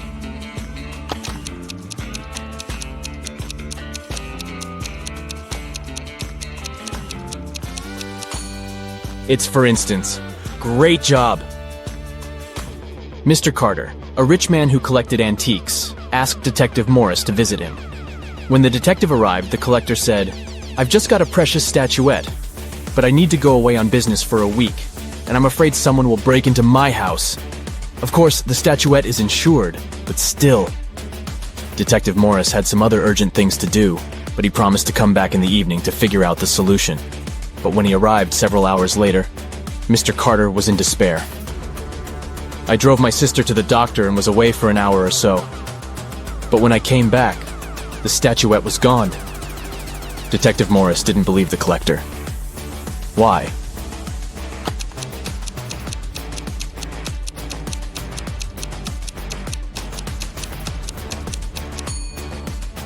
When he left the house in the afternoon, he noticed an apple lying in front of the left part of the gate. It's still there. But for a car to drive through, both parts of the gate have to be open. This means that Mr. Carter lied about leaving his home by car. Several gold bullion bars were stolen from a bank. The police had a few suspects. But when they arrived at the main suspect's house, they realized they had forgotten to bring a warrant. The man told them he wasn't going to allow them to search his house. "Come back with the warrant and we'll talk." An hour later, the police officers came back with the needed documents. They thoroughly searched the house and the garden, but didn't find the gold. Suddenly, one of the officers exclaimed, "I know where he hid the gold. Have you figured it out too?"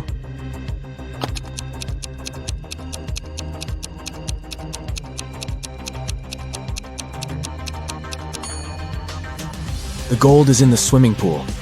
When the police visited the man for the first time, the level of water in it was much lower. A very famous painting disappeared from the museum. Later, the police managed to find it. But there was a problem. They found not one, but 3 paintings. Only one of them is original. The others are just copies. Can you help the police figure out which the original painting is?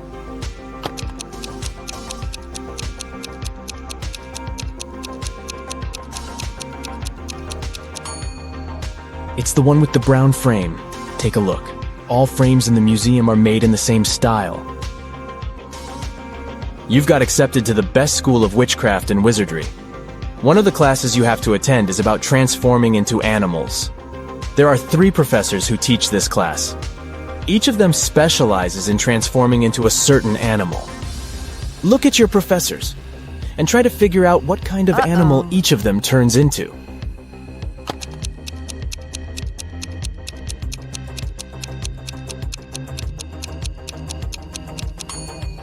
Have you noticed that the first professor has a forked tongue?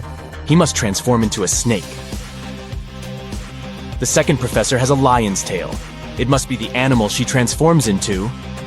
And the third professor has bear claws. He must turn into a grizzly bear. Finally, Cherry finds the village. This place is magical. Many amazing creatures live here. Suddenly, a half hippo approaches Cherry and yells, "Please help me. One of these guys had stolen my clothes." Can you guess who?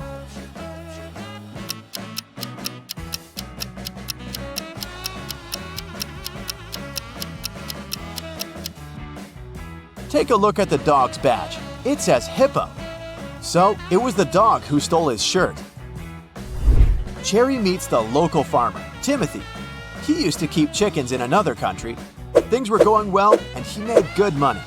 But then he bought a big farm in this village and moved there. Soon, Timothy got to know that floods are very frequent in this area. But he didn't get upset and decided to breed ducks instead of chickens. Why?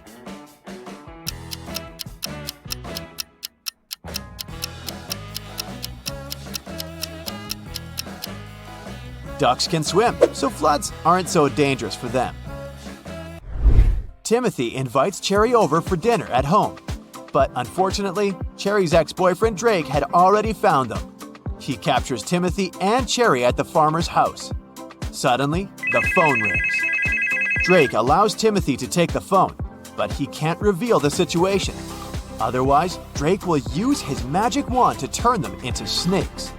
So Timothy replies, Hey, Mom, how can I help you? I'm home and about to go to bed. If it's not an emergency, can I call you later? I'm really sleepy. 30 minutes later, the police arrive, confiscate the magic wand, and rescue the guys.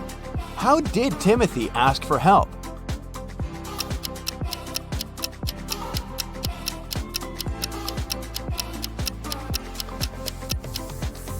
He held the mute button saying everything except the words help, home, emergency, and call. The detective gives Drake a chance to get freedom. He can pass through one of these 3 doors. Jungles full of dangerous animals are hiding behind the first door. Behind the second door, there's a tank with ice water that is impossible to stand in for even a minute. And there's a giant fire-breathing dino behind the third door. Which door is more or less safe?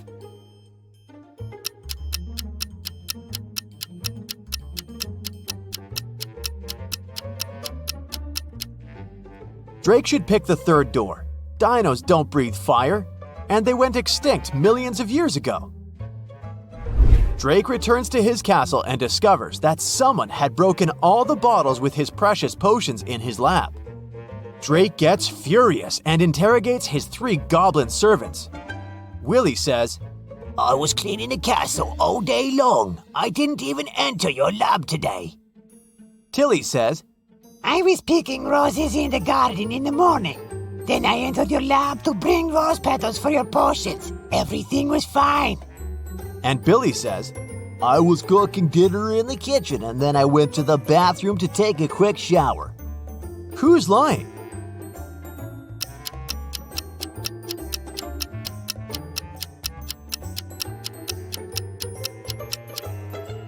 Tilly, he didn't pick the roses. They're still in the garden. Meanwhile, Timothy drives Cherry home. They stop to buy something on the way. Can you guess what exactly by just looking at this image?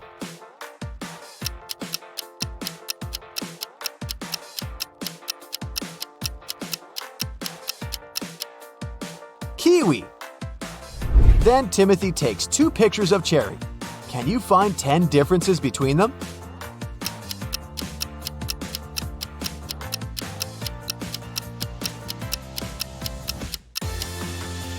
Here they are. Someone robbed Cherry's house when she was on a picnic on the 4th of July. The detective finds 4 suspects and questions them about what they were doing that day. Bobby, the fireman, says, I was on duty the day before. I was very tired, so I went sleeping all day long. Nick is a student. He says, I was celebrating Independence Day with my family. Rick, the manager, says, It was a holiday and I was playing games with my roommates. Then we watched TV all night. And Kyle, the postman, says, I was at the post office all day. All my colleagues saw me. The detective identifies the robber immediately. What about you?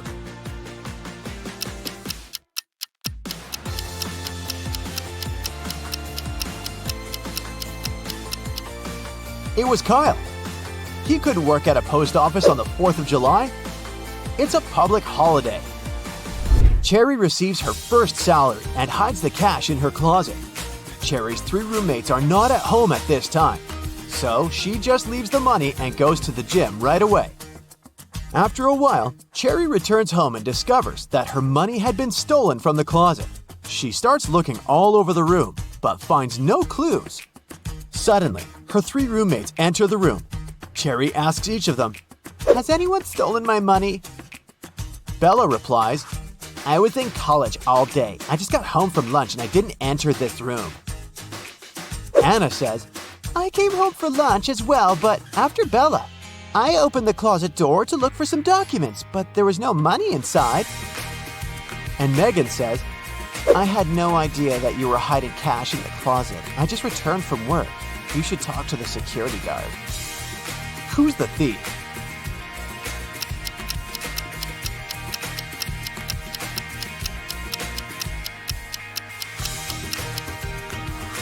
Bella must have concluded that if Cherry is searching this room, money should have been stolen only from here, so she doesn't sound suspicious. But Anna said that she had searched the closet and found no money. Meanwhile, Cherry didn't mention the closet in the first place. Therefore, Anna is the thief.